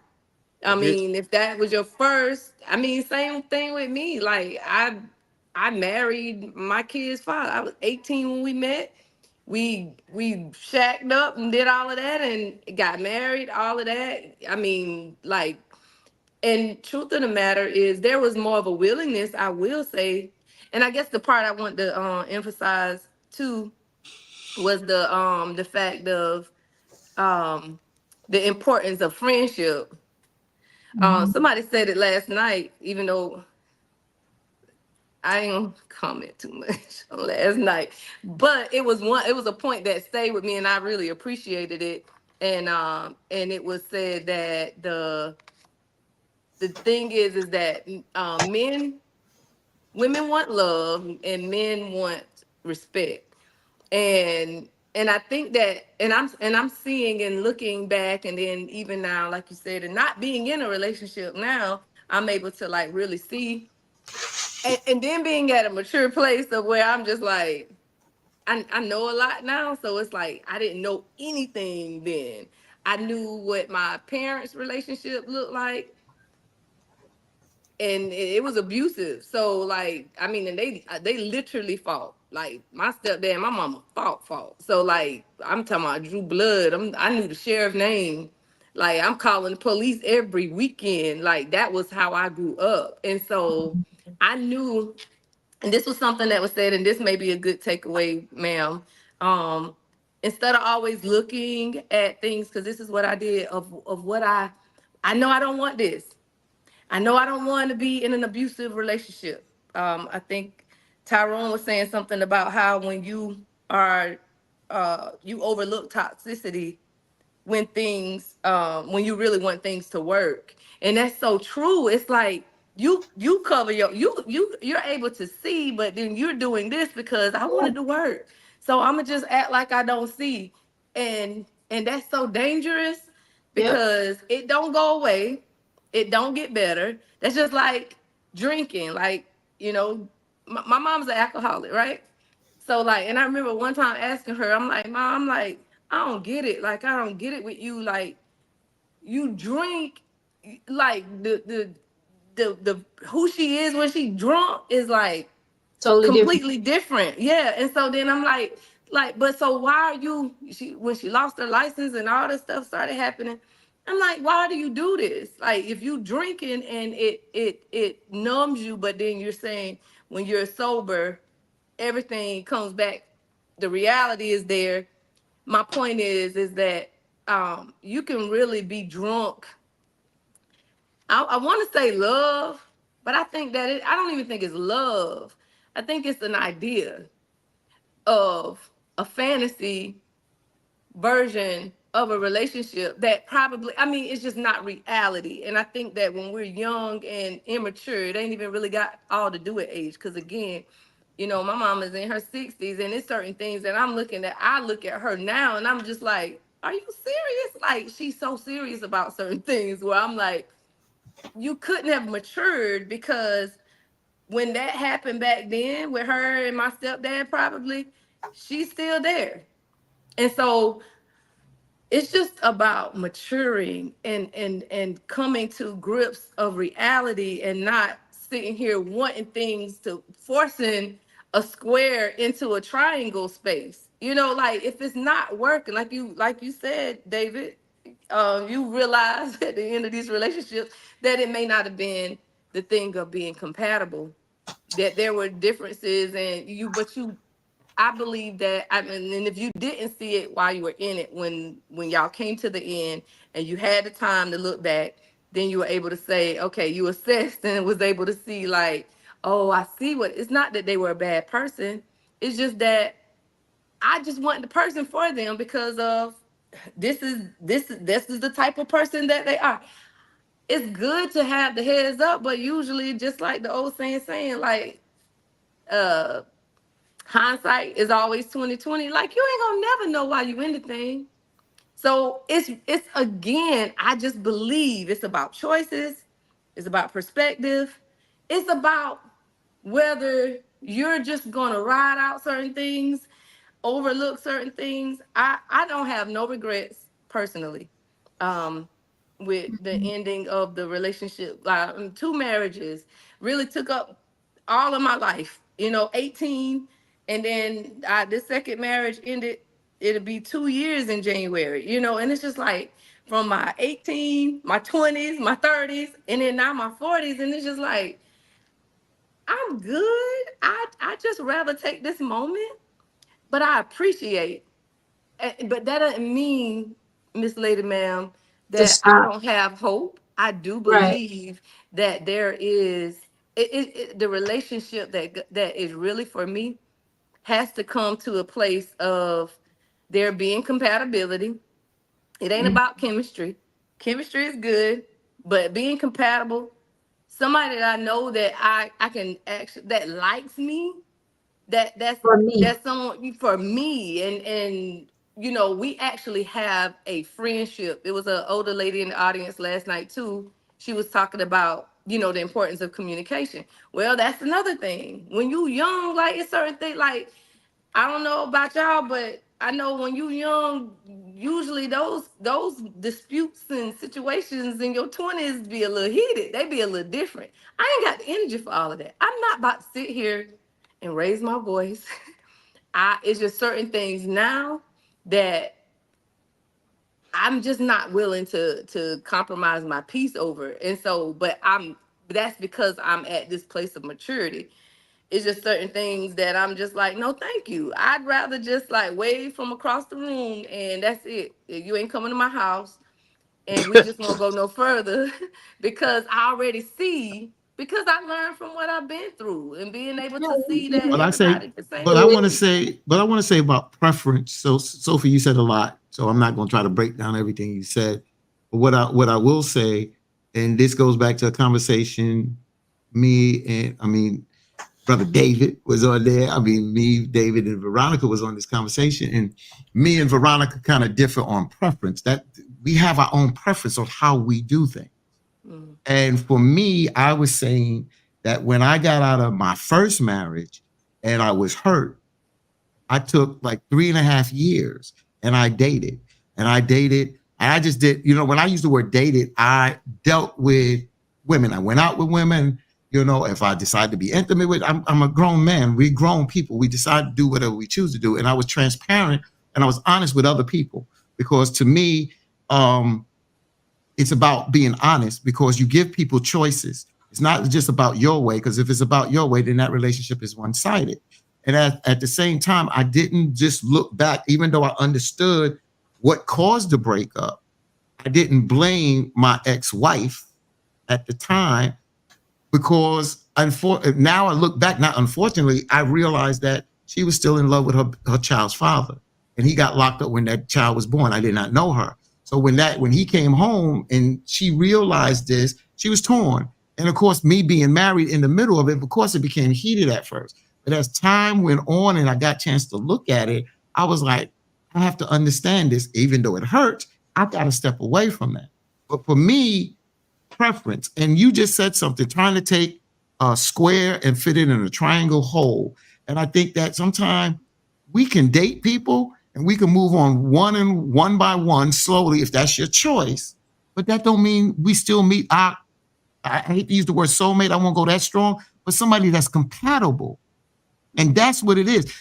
You talk about maturity now. I look back, I know what I will not tolerate now. I know certain things. I'm not checking your phone. I don't want to go through all that. I'm not going through that. But I also feel people's energy now. I don't know who Veronica was 15 years ago. I don't know who you was 15 years ago. And I know I'm not dating Victor or man, but you understand? I think 15 years ago, we were different people. Yes. What I'm saying, that's the only way I'm putting your name in it, Victor. It's a different people. But now I feel people's energy. And you can feel, why get with somebody they move this way and that way? You got to realize it's going to be hard to try to change people. And we're not trying to really get in relationships to change people. We get in relationships and we can make us better. Mm-hmm. But to change people to be what we want them to be, that you're setting yourself a failure. Right. And I think people don't realize that. And I think what you said about experience and maturity, because age doesn't matter. You can be 55, 65 and still act like you 12 and move like that. So it's about what your mindset is and what your outlook on life is at the end of the day. We got to choose better. And that's where Victor talked about accountability there. We got to look at the accountability, how we choose people, you understand, and why we choose people. And yeah, we know that we are attracted physically. We know emotionally we may want to get with them intimately. But does that mean that is our future wife or somebody that we're going to build our future with? And we got to distinguish the difference and don't let our emotions and lead with our emotions, but lead with logic as well. And that's what I know we're human people, so we got to use logic and our emotions. But we got to move in a point where we're not moved by emotions and make those choices, because that way we make sometimes bad choices. Mm-hmm. And we make bad choices because, and a lot of people don't want to be alone. And That's they That's true. rush valid, into, Tori. yes, they rush into It's the relationships. why. They stay with the person for so long because they don't want to be alone. They get comfortable, and that's when things go wrong. So Or they be broke. I Bills want. is real. And a lot of people, I'm finding that a lot of people are really looking for, like, you got some real people really struggling out here, like really seriously. And they have come to such a place of like, they want to survive, they want to make it, and they just, that's what they're looking for. Like PREY. It's crazy. I mean, that's what I've been observing lately. Yeah. Like, dang, has it really come to that? So I I want to back up for a second because I I think that somebody was misrepresented, but I don't know this person, but I just want to back up to something Ashley person number one said. Huh? So so you was talking about someone in your life was drinking, right? So in a sense, I'm gonna ask you this: what do you do for fun that you can do to escape reality? Honestly, right now, I don't have a thing, and that's just really being honest. I really don't. Only because I could. It's a lot that I could do. Mm-hmm. I'm too like, so be it. Like, when I really, like, when I say this, I'm really like, okay, this is really real. Like, I know what it's really like to not have. Um, so I was in a really bad car accident, and like, I really truly know what it's like to be at a place of like true total desolation, like, seriously. And so, like, I don't take my life for granted. Like, I really do look at a whole lot. I look at everything from this place, and I realize that. And Mhm. so, like, so now, truly, like, when I come to these moments where it's a lot I could do, I mean, it's a lot. I mean, my flesh want to do. I'm just be real with you. But I make the choice to just kind of deprive myself, and I'll just sit. Um, so I'm not, and I don't know where you're going with it, but go ahead. But that, like, right now, like, I will say that I don't do nothing. Like, it's weird. It's like I have like whole life moments where I'm like today, I got off early. I moved my last client because some other stuff kind of came up, and I wanted to make sure I was in place because something new happened with my daughter, and I wanted to be in place, just honestly, because of fear. And so I just wanted to be in place in the event that something went left. And so I moved the client, and I've been home since about 4. And so I have been on the couch. I've been on the couch, Hmm. and it scared me because I'm just like, I'm literally on this couch and I'm not even sleepy. But where you going with this? So what I'm saying is so Tyrone says, to escape from reality when things are getting rough, he goes to the gym. Some people color. Like I like the color. You know what I'm saying? Some people watch TV, some people do a lot of things, and some people drink. Mm-hmm. So, you know, I heard what you said. During traumatic events, when you're going through something, and I hate the fact that your mother went through whatever it is that she went through. Mm-hmm. But sometimes the easiest outlet is that. Yeah. So I didn't I just wanted to, you know, You didn't want that to be misrepresented. I hear you. yeah. So And forgive me if it came out that way, yeah. because I love my mom. I don't agree with a whole lot. But I have allowed myself, you know, I've given the grace to where I can understand. I don't agree, but I do understand. I understand a lot of the things of, like, even where she's at right now at this point in her life. And I've accepted the possible fact that until or unless she comes to a place of being willing to let go of the things that seemingly in her mind at this point is like her place of peace and works for her, it probably won't, and that's hard as a child to know that it probably won't. It probably won't get better. I pray that it does. I always try to leave that space to where, in the event, if she ever just called me and all of that, but I get what you're saying. I don't judge. I don't even condemn. It's just that some things we do still talking about accountability. Now we still got to take, in spite of You got all to of take that, accountability. she You gotta be got to take accountable. accountability. And when I And tell you she's not accountable, at least say, well, you know what, baby, this is where I'm at. It's like she in denial, even now. But I mean, that's another topic. yeah. But let me just jump in here because I'm gonna just follow you, so because I don't have to talk about your moms. I talk about my mother. My mother was an alcoholic. My mother, I come home from fourth grade or fifth grade or third grade. I don't know if my mother out gonna be outside, dip snuff, wig crooked. My mother wasn't an inside alcoholic. My mother got drunk and came outside. I had to deal with that. We had to deal with that. My mother and father fought just like you said.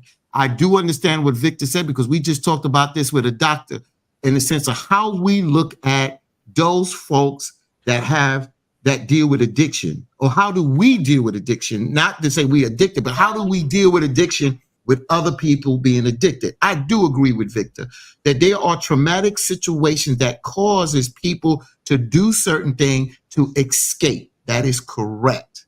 But if we're going to give people and say they got to be accountability in a relationship, it got to be accountability in addiction, meaning that we accept what caused it.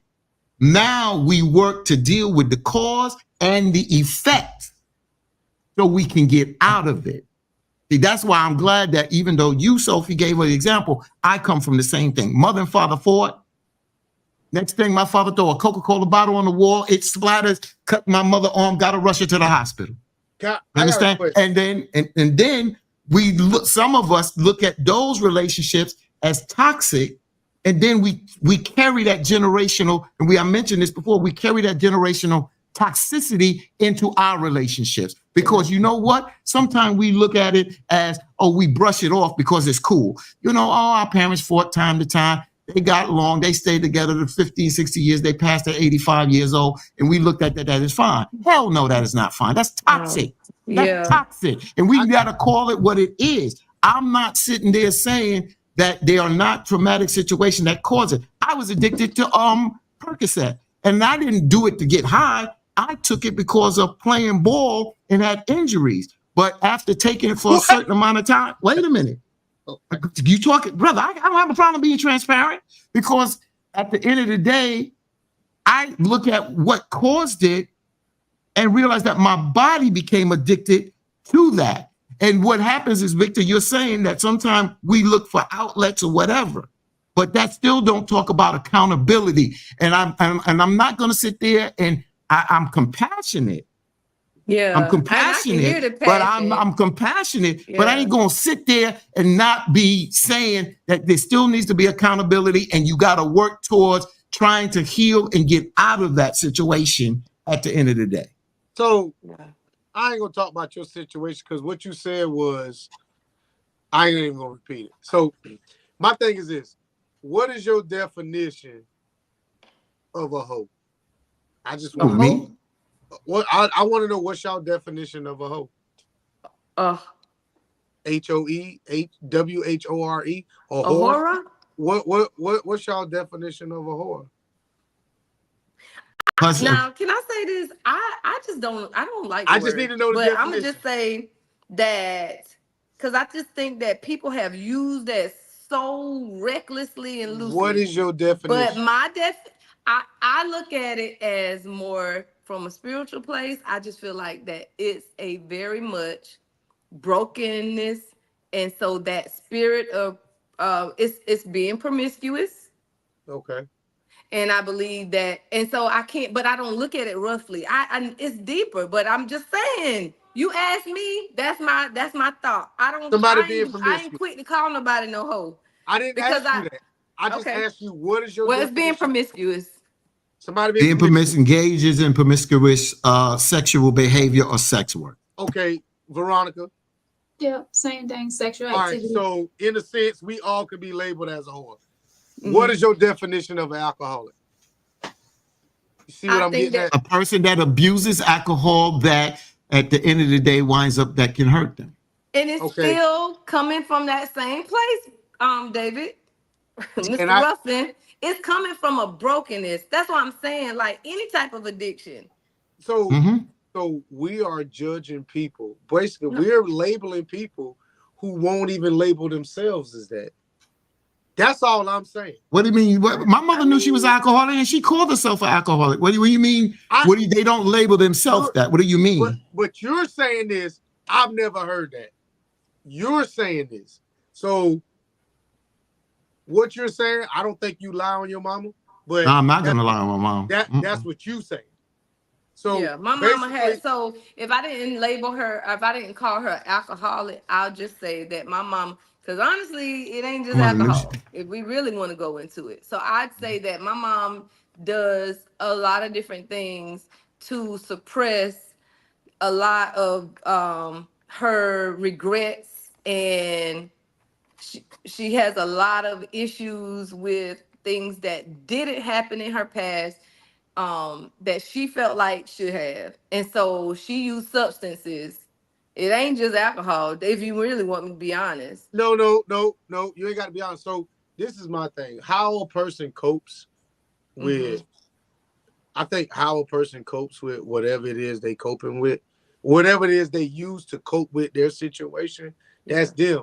But I think us as a society, we so quick to label somebody when they're doing something that we wouldn't do. I mean, if I was that's doing true, it, Victor. so that's true, Victor.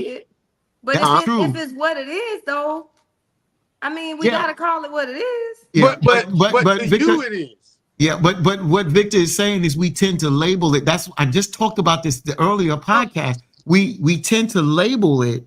We tend to label it not really. That's why I said sometimes you're not doing it from a compassionate point of view. Yeah, and we tend to label it. It still doesn't take away. It is what it is, even though. So in a sense, if me and my homeboys go out every Friday and we drink to get drunk, we alcoholics. We are. If by the definition, that's correct. How many guys would sit here and say, "Bro, we got a problem because this is the only way we can, coexist with each other." All I'm saying is that labels, people don't like to label themselves as what it really is. So, and I was trying to tie it into the letter. Old girl in this letter, ma'am, you are the problem. We are the problem each and every damn time a relationship fails. That's all I was trying to bring it all together. I'm not going to agree with that. I can't. Well, all right, you don't have to, but I'm going to say this. The moment I get into a relationship, we doing all this. All right. The reason it failed, I'm going to always look at it. There was always something that I could have done to continue this relationship, whether I change this or become somebody else different. There's always something that I could have done. Where even if she cheated, I could have said I accepted the fact, and the relationship could have continued. But I always feel like there's something that you could have done. Okay, I see what you mean. Let me just say why I disagree with that real quick. The reason why, but not to say that Victor can't, not that Victor is wrong. There are examples that Victor is right. I could not done anything where my ex-wife, not my late wife, but my ex-wife had a relationship before me, got pregnant. The day she gave birth, the guy gets locked up. He's locked up for 3 years. She meets me. She thinks she's ready to move on, and then he comes home. It's nothing I could have done, even though I don't throw her under the bus about it. The bottom line is nothing I could do if this woman still was in love with this guy and was still going behind my back, spending time with him, whatever. And once I found out, and couldn't change her behavior, or we couldn't come to common ground, it was time to move on. It's not my fault on that one. I think that when how is it my fault? How was it my fault? All right. Let me tell you how it was your fault. Give the perspective. I'm gonna just tell you how it was your fault, and it might sound rough. You never was better than him. That's it. So that's not a fault. That's not my fault. If a person is in love with a person, that's not my fault. If the other person is still in love with that person, that's their perspective. I had nothing to do with that. That's not my fault. Mine. And I'm trying to like get into your world. Like because that don't make it's never always someone. This is what I think it is. This is being able to, though it's a very unfair space to operate in, it's still what you're saying is be accountable for even the stuff that you can't even do nothing about. Because I mean, if you say, how can you do that, Sophie? How do you blame yourself how do you hold yourself accountable for something you didn't do? I don't agree, but I mean, I just you don't. Gotta break that one down a little bit. Yeah, he tried to, and it doesn't mesh to me. That's all. Hey, and it won't if you don't know what accountability is. I can't sit here. Accountability is not being right. So accountability is taking responsibility for what you have done. That's accountability. Straightforward. It ain't mixing and meshing and taking the blame for something someone else did. Accountability is what you did and taking responsibility for what you have done. That's what accountability is. Assuming the responsibility. That's what accountability is. Did you choose her? Did I choose who? Your first wife.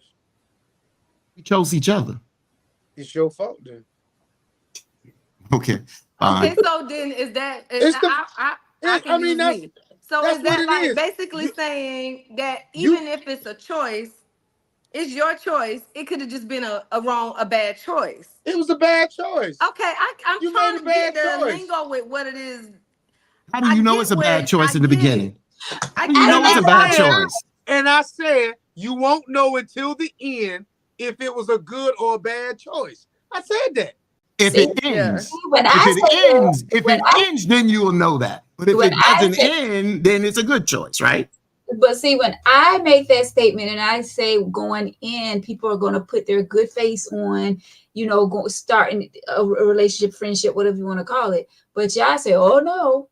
But see, Veronica, we can even go from the place of like with that scenario for teen, like and maybe you were immature. I mean, because I would say if you were my son and I'm watching this and I know this young lady was just with somebody and had a baby and all of it and nigga locked up, I'ma say, son, I hear that, I understand that you feel what you feel for this young lady, and she's probably feeling that as well. But somebody said it earlier, I think it was Tyrone, about being infatuated with the idea, being infatuated with this fantasy of what we could be. And then after the infatuation ends, then it's like reality hit, and it's like, whoa, wait a minute. She wasn't even able, well, I would even say this as a woman does not have a child by a man. I don't care who she is, and I will stand toe to toe with any of them. Ain't not one woman in this world has ever had a child with a man and just blatantly just not wanted to be with him. Willingly. Because a woman ain't willingly have a child. Willingly. So to answer your statement, of course, willingly. I mean, not To answer to respond to your statement, Sophie, the way you put that there, that is my accountability issue. That is correct. That is my accountability issue. And, and then we're playing this here, who fault is this? If we go on that we got married, guy comes out, she tells the guy, I moved on and I'm married, and me and her go on to live a happy relationship. It is what it is. Right. So I have to take accountability. That's why I said before, I didn't ever throw her under the bus, because I have to take accountability. The way you put that, the team will take accountability for that. When I look at it as immature, I don't look at it immature. I think it's about wise. At that age of 22, I was thinking about 22, when I got married, 22, I wasn't as wise as I am now. Yes, there's some ignorance there. I will take accountability, but I am not going to say all of the fault is on me because the relationship failed. But I will take accountability for the part that I may have played that may have caused I don't want to say caused the breakup, but I will take accountability for possibly part of the failure of the relationship. I can take that accountability there. This is all I'm saying. I am 100% accountable for being wherever I am when I'm doing something. If I'm in this relationship, when me and Tina got together, I am 100% accountable for whatever happened in that relationship because I was there. That's all I'm saying. And Veronica, you're right. When you say somebody put their best foot forward and all this other stuff, and they are a different person in the beginning, you're true. That's right. But the signs are still there that this person ain't shit. If you choose to blow past them, if you choose to not listen to all the people that's telling you this, and this, and all the signs over here that's saying this, and this, that shit is on you. I mean, that same shit could be something that works for somebody else. And it could, and you're right. But all I'm saying is, if it works, kudos. If it don't work, that shit's on you. Well, this the thing. I don't listen to a lot of people, and a lot of people don't come to me and say and say stuff about people who I deal with. Now, I can say that sometimes they'll come after the fact, like after the breakup. They want to say, "Well, I knew he was." Yeah, they always do that. Yeah, like don't come to me after the fact. But I don't like people that run in tote news.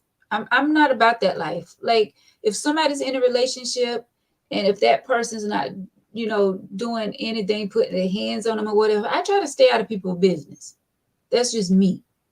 I'm not the one to be, to see somebody in the street talking to somebody else and go running telling their girlfriend or their wife. That's not me. That's not my place to say that. You don't know what these people in the street talking about. That could be his cousin. That could be her cousin. And you running and telling, oh, I saw such and such. And you have those people that run every time they see something and half of the time don't even know what they're seeing or going back and telling. So to say that people are telling me things at the beginning of a relationship, no, that doesn't happen.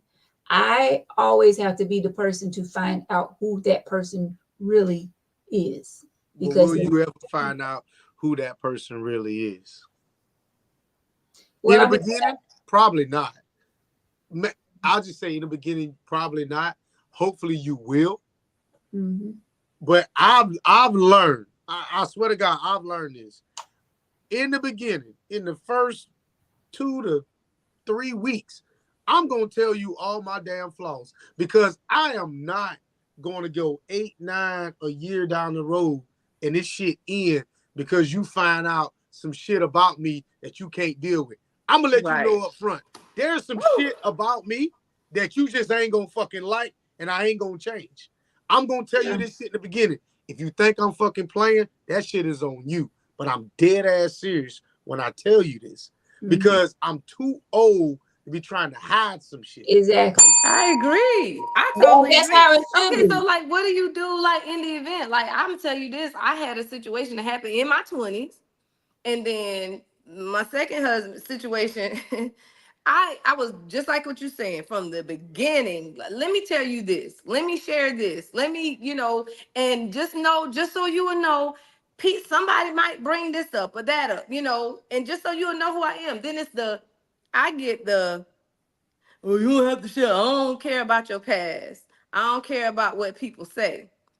And then I guess the representative or the mask or whoever he was portraying himself to be, as if that was truly him, it ain't last long. Then these same things that I was so open and honest about, as far as not even just what people would say, like not even just with the real truth, but even with what people add to, I gave him all of it so he'll know. Because it's like, I need you to know, I need you to really be like, you have to be strong to stand with me or stand for, or be my husband, because they gonna come with it, and they came with it, and then he couldn't stand, and to say it was so hurtful for him to come and say the very things that somebody told him that I told him from the beginning.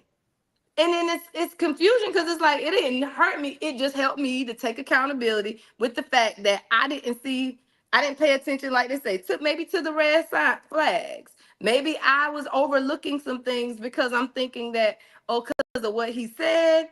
Like I, at the end of it all, to be honest, I took all accountability. I still do because I feel like I knew better. I feel like a lot of the things that I went through in that was stupid because it's like, dude, like, first of all, you a cornball because Oh how you shit. gonna sit here and be okay with somebody coming to you about your wife about anything? I tell you this, not nobody came to me about nothing. That's what Anybody I'm that saying. is with me and I stand for it, people don't come to me with nothing. And I'm in the Exactly. profession to where that junk could come quick. When I Yeah. tell you I am one of the few hairstylists or whatever that you ain't coming to me with nothing. I Exactly. will shut you down. And so I didn't have that. And so it came down to me having to make a decision. Because first of all, I know that's a deal breaker for me because I've been through too much hell. And if you can't stand with me or for me, then you ain't the man for me. Exactly. I had married, child, house. I don't give a darn I ain't cared about none of that. When I got my little stuff together and myself together and realized what I was really dealing with, I made a hard decision and I got me and my babies and I left because I ain't about to fight you about nothing. I ain't about to sit here and go through all of that. I let the law of the land do what it needed to do, and that's what worked for me. But I did take the accountability in saying that I felt like he wasn't at that place to what he was what he was showing. I started like I said, using discernment, picking up on energy, all of that stuff. It was there, but I still was kind of like what Tyrone talking. I was Still just trying to like hold on. infatuated with the idea of this Yep. could be, a blended family. We Yep. took great pictures. You Hey, know This what I'm gonna so saying? change. hey, Sophie, I'm gonna tell you this. So, you know, I know you getting emotional and all that stuff, Ain't but no I just hope you wasn't that ashy and that you was representing that man and you was out in town and you had, crusts all on your elbows and your My kneecaps. elbows is not ashy. So I'm I'm Okay. not just saying, kidding you. I'm Always not call people ashy. ashy. As crusty as your hands was last night, bitch, I'm sitting here like I'm trying really hard not to put you. You call me ashy all the time too, Sophie. I am not Whatever. ashy. I'm gonna have to show you, ain't it? I got you. Anywho. Next time I see you, I'm gonna show you what ain't ashy. So what let's go ahead and shut this down. So what are y'all final thoughts? What Sophie, we'll start with you. What do you want to, tell this lady? I still say the same, ma'am. Just take your time and see where you can make those adjustments to where you are in a space of protecting yourself and not being so easily or so available to let people into your innermost places. And then that can and then old saying, I'll say this and I'll finish. An old lady told me this one time. She said, baby, love like this. Can you see my fist? She said, love like this. And then with a little time, she said, open up a little bit. And then with a little more time, open. She said, but Yeah, don't never go here. She fast. said, always. So in short, she's saying, take your time. Take your time. If he's worth it, he will the time will tell. Yeah. And that's all I'm saying. Like, don't rush it. Don't sit here and think like, I don't know how old you are again, as I said in the beginning. Believe me when I say that everything that God has for you will happen in the right timing. You Yeah. just got to be in a place to where you're processed so you can walk in and really receive what he has for you. Yep. Because if you don't and you try to jump and it's like, oh, this person said this, and you just jump and you're gonna keep getting hurt, and it's a real thing to be damaged goods. Mhm. And so just take your time, take a moment for yourself and Yeah. allow yourself to heal. And just give yourself some time. Mhm. Fatine? I think a lot was said, and I know it's my final thoughts. I think a lot was said, and a lot can be taken from this. And I think tonight's perspective was very interesting from all sides, even though at times we disagree. It was some interesting perspectives that were put on this table. A lot was said that were similar or the same, but there was a couple of that looked outside of the box, and that's important because everything is that looked at one way. And I gave those steps again, and I'll say it again: acknowledge your past experiences, take accountability and look yourself in the mirror and see what you could have done, not could have done, but what you could do to be a better person, or what you contributed to making that relationship not work. Okay.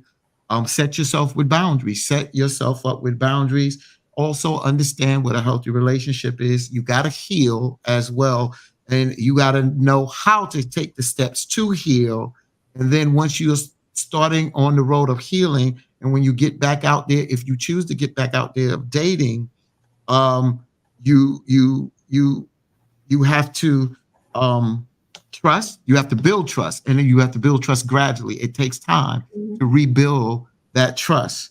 And communication. Communication is it's very imperative, and you have to have open communication. That's so important. So those are some of the steps there. And I think if you're on the right track, if you want to move that way, and one of the worst things you can do is continue to paint all men or all relationships with a broad brush.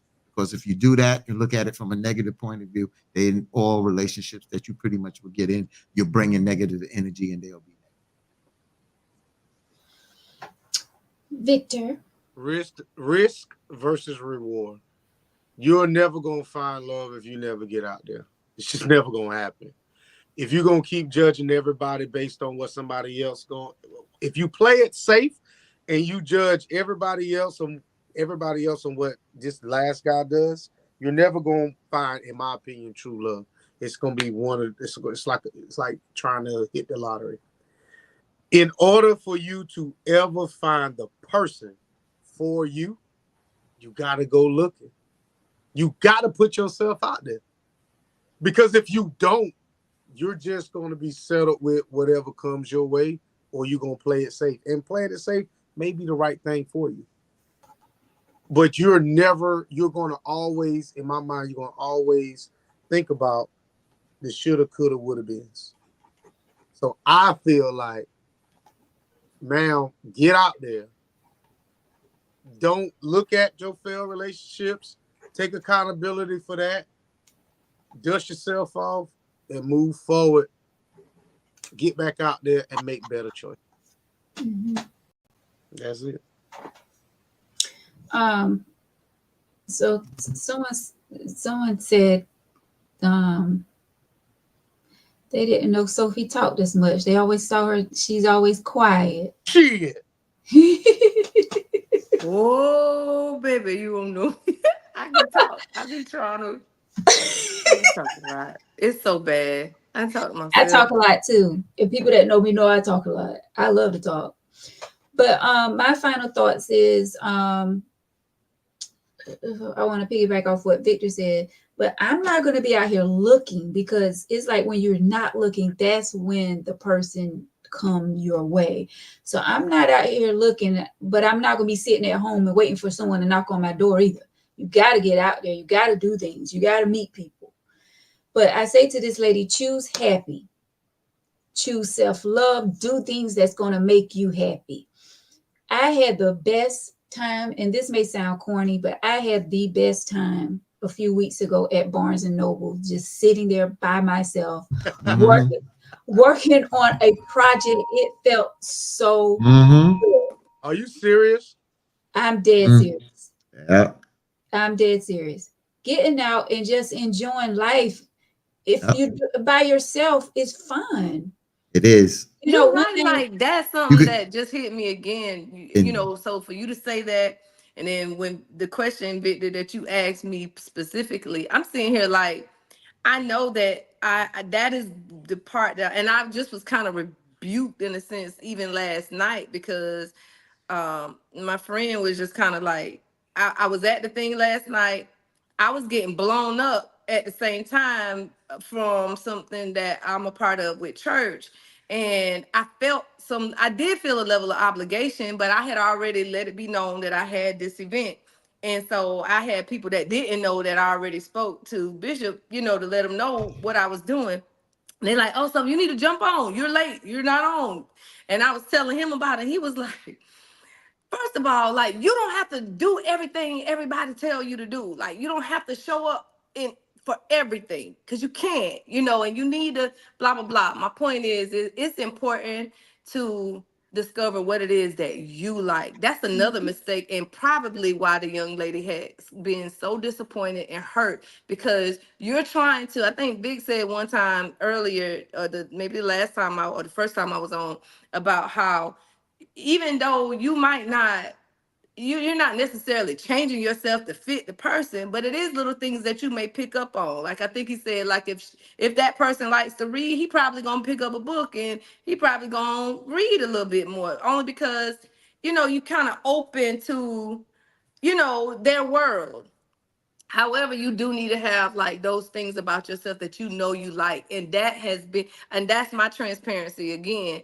I done been married twice. And in both times, the only thing I can say that I did that I know that I like, but it was almost like a forced thing is work. Like do hair. I like it, but it's also Gotta been make my time. means, of income, of livelihood. And so I told Isis today, as I was sitting on the couch, I'm sitting here like, I need to.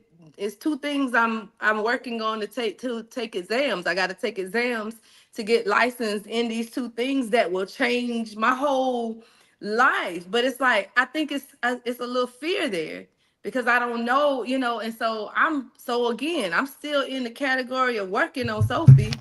I ain't no way in the world I could be with nobody right now because I'm not solid in those things. So because of how I am and how I love so hard, I'll be done lost myself again. And then I'm sitting here and I can't blame nobody but myself. Mm-hmm. And I ain't got no time for that. You talking about 43, I'm 44, be 45 in March. And I'm like, I just want to be Whole at a ass. solid place with Sophie. What? And that's okay. That's okay to take time for yourself first and to love yourself first. We've and I'm there with you. Like we've been through things. We've been through hurt and pain, and I love hard when I'm with someone, but we do have to love ourselves first and do things that's going to make us happy. If And it's it's by ourselves, if okay. going to the beach and putting our foot in the sand and just looking at the ocean and just meditating, whatever it is to find peace within us. That's what we need to do. Would it be nice for somebody to be sitting there with me with their feet in the sand? Absolutely. And no one wants to do things alone by themselves all the Not all time. the And time. I don't see anything wrong with having a friend as long as, yes, Sophie, we do love hard. And, when we get involved with someone, our heart is there. But we have to, like people say, we have to put a wall up and to know when to, you know, like Hmm. don't let Yeah. that person get so deep in our heart, which is hard for me. Woo! I saw a You post and it said, The problem with me is as soon as we start talking on the phone, I'm I'm ready to go together."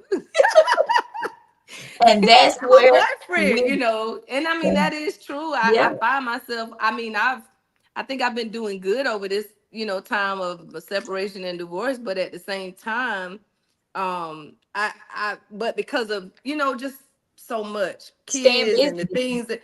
Let me tell you, I just feel like I'm just say God ain't got no more grace for me. I don't think I have enough grace for myself to I'm not saying I'm not putting myself out there to the extent of saying, oh, I'm willing to love again and I'm willing to try again. I'm not saying Mhm, that because I am. Mhm. However, I am being more mindful. For me, I think the problem has been I've not had balance. And so that is like this chapter of my life is working the balance. That's how it came in my journal. That's what I wrote. I got to stay in the balance because your girl will be done. Yeah. I'm so that's my toxic trait. I just be too. It's all I right. think what Veronica was saying, and Veronica will finish her statement, is about learning to enjoy yourself by yourself. You could be alone but not lonely. You understand what I'm saying? You know, my late wife has been deceased now a year and a half. And I've learned, you know, how to enjoy myself by myself. You know, and I don't say I don't have my moments. And we all have our needs, and you know, and I'm not gonna sit up here and live like a hermit. But what I'm saying is, like Veronica said, when you said about Barnes and Noble, I've made a video in Barnes and Noble. I do things by myself, I do things with people, but I don't, you understand? And you know, I'm in the entertainment world out of New York, so I know tons of people. But when I get into my personal space, I protect. This is my house here, 2-bedroom, 2 bath. But this is my personal haven. I control this. I respect my space because this is where I come for solitude and to protect who I am and to reflect when I need to. So and breathe. I spent hours. When I say hours, I got there maybe 2 o'clock or before. And when I left, it was dark outside. I had an amazing time. And then I met some amazing women. I don't know if y'all saw the I did see picture. I was laughing. I said, "Oh, Veronica." Oh my gosh, but it was just amazing. And I have not done that in so long. Like just sitting somewhere and just, even though I was working at the same, You had a good time, right? I had a great time. I really did. Yep. Even just, I haven't done that in so long, but it felt so good. But all right, y'all, it's almost 10:30. And I want to, John said something, and then I'm going to ask Victor to do something. I know he's not going to want to do it. But I'm going to do it. I'm going to do it. I'm going to do it. I'm going to do it. I'll do it. I told you I would. I'm going to do it. I'm going to do it. I'm going to do it. All right, let's get to it because I got something to do. Let's go. Yes. I want to go on with it. Let's go. So John says first, ma'am, you're not meant to look. First of all, you meant to be found. Absolutely. But right now you're not in a good mind frame simply because if you don't get yourself together, you'll ruin a good man. Absolutely. Find yourself first, ma'am. And thank you for your email letter. We appreciate you so much and all of you for tuning in, but just hold it right there because I asked my brother to do something and he's going to do it. And I planned on doing it anyway. This is the last one. This is the one that I told y'all I was going to share. And hopefully y'all could have been there, but y'all didn't show up. So this is it. This is it. I'm done after this. You about to sing? He's about to read a poem. Hell no, I don't do no damn singing. I'm so proud of you. I told somebody, Ashley. Like I told somebody, like, I don't like going in this space because the dark shit tends to be more fluent than the positive shit, and I don't want to keep going down that road. There's some cuss words in this, so, you know, it is what it is. So anyway, it's untitled, but here we go. It says, I never ended my life literally, but I shot myself so many times emotionally. Head shot when I cheated, body shot when I threatened to leave, gut shot when I let you leave. Now I'm wounded all alone to grieve, but we all heal. We heal from the self-inflicted pain that we put ourselves in. We heal from the what could have been, the should have been. I lost my slate. We heal from the self-inflicted pain put ourselves in. We heal from the could have been, the should have been, and we get ourselves back up. I lost my place. Take your time. Start over. Take your time. I know brother. I lost my place because I hit my thumb with it. I'm sorry. Yeah, that's all right. Take your time. I'll start all over, brother. Let me back up. I said I never shot myself literally, but I've shot myself so many times emotionally. Head shot when I cheated, body shot when I threatened to leave, gut shot when I let you leave. Now I'm wounded all alone to grieve, but we all heal. We heal from the self-inflicted pain that we put ourselves in. We heal what the could have been, the should have been, and we get ourselves up, dust ourselves off, and do the same dumb shit all over again. But this time it wasn't me. I was a passenger while you was driving this anomaly, but you stopped, told me to get out, and without a fight, I got out. So now I'm stuck with the baggage of how I was fucked up, stuck with the feeling that I was the issue, but I still missed you.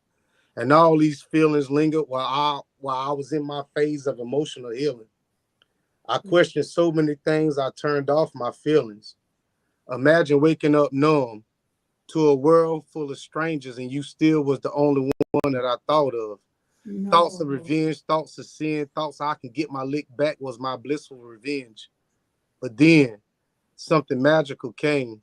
One night full of frustration, my whole adult life changed. A release of aggression, the outcome was a blessing. Now you telling me my love for you was in question. But let's not forget, remember you asked me, did I still want kids? Remember you asked me, was I all in? Remember you told me that I was it, but you left. You left me stuck and not a soul stopped to pick me back up. Everyone passed me with their middle finger up. Fuck my feelings, fuck my existence. As a matter of fact, they said, fuck you, nigga, you just too sensitive. But then I remembered, there's 10 billion people in this world, over half are women. Half of them are married. How many are really committed? But that's another topic, though. At the end of the day, I became a different person because of her. And that was it. Yo, that was great, man. Yo, that was tremendous. And Vic don't like that, man. You know, we sometimes say things to people like break a leg, or I'll say you punk ass dude, because that was good, bro. And I just say continue turning within, even though it takes you down the road, brother. You have a gift, my brother. Whatever you choose to do with it, if you choose to continue. If not, that's you, or whatever your personal reasons are. But I'm not saying that just as a brother. I'm done. Okay, that's cool. But it's good. What you shared with us has been terrific, brother. And it's been terrific. And you better be glad I wasn't there, because I would have ran up on stage and I would have hugged you and kissed you and all that. You would have been like, see, I didn't even know about it. So now you come at the last minute.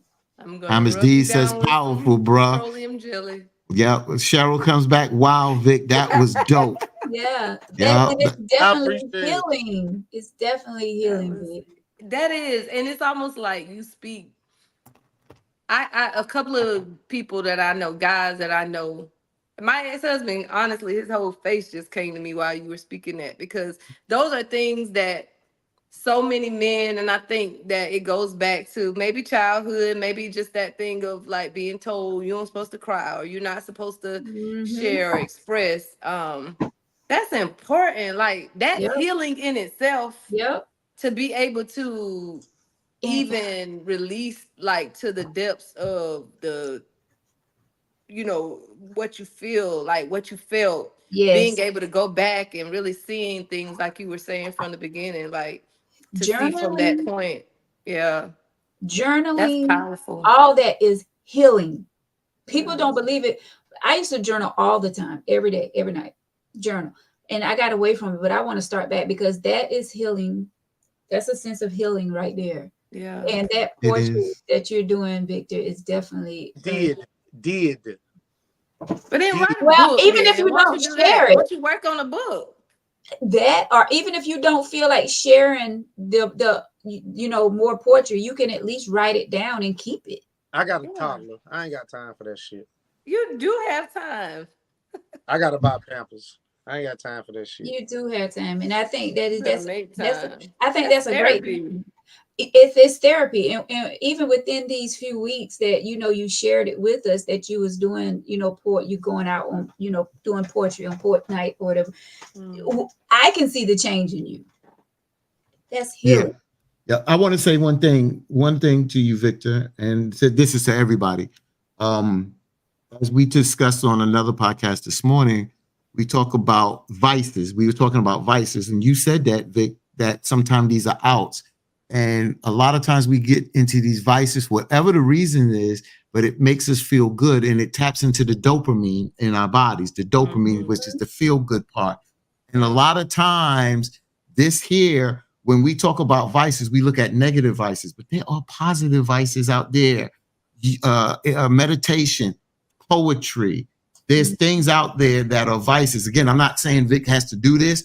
I'm not going to do that to my brother because it makes him feel uncomfortable. But what I'm saying is take a time. We all take a time and look at that we can do positive things that become a vice that fills our dopamine, that makes us feel good. And it's positivity. And not sometimes we got to be a slightly selfish to look out for ourselves. Yes. But when we tend to look out for ourselves sometimes, you others watch us and they piggyback. Not that you're doing it for them, but they watch you. And when they watch you, since you got a toddler, my brother, and you still have older children, they watch and they listen and they absorb because they're sponges. So sometimes we got to realize we're doing it for ourselves, but sometimes it's a bigger calling and a bigger cause. That's all I'm going to say.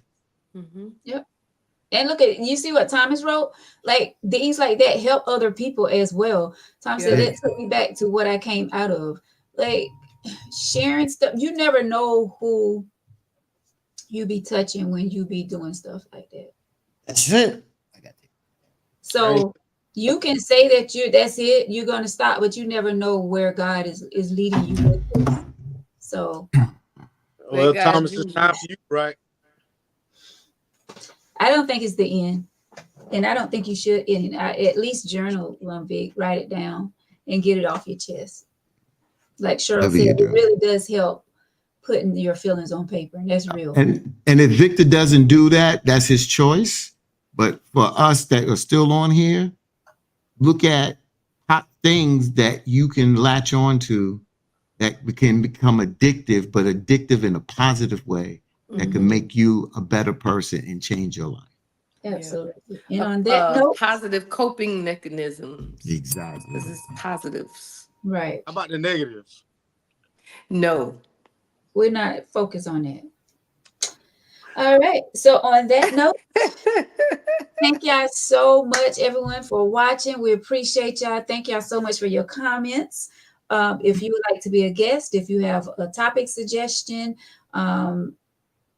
please email us, tangyteaoflife@gmail.com. I want to thank Sheriff James Hudson Jr. for coming on. He was our guest at the first half of the show. And if you missed it, you can always go back and watch the replay. Make sure you get out there and vote. November 5th is election day. Also, there's early voting still going on this week up until Saturday. So if you have a chance this week, make sure you go out there and vote. Let your voice be heard. Sophie, my sis, thank you so much for joining us tonight. Appreciate you. Thank you for having me. Thank you.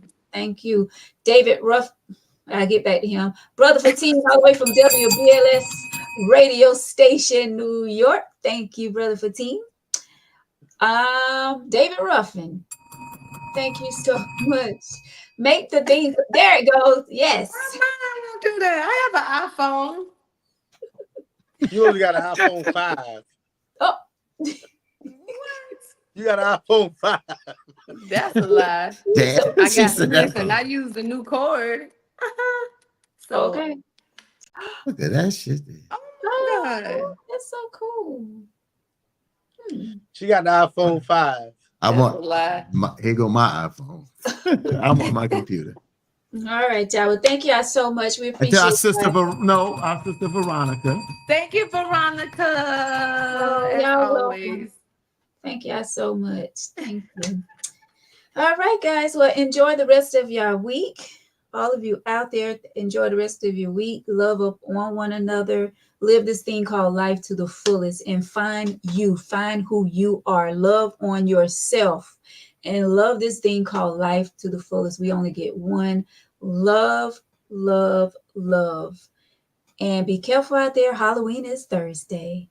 On that note, guys, take care. Thank y'all so much for watching. Good night. Good night. Buenas noches.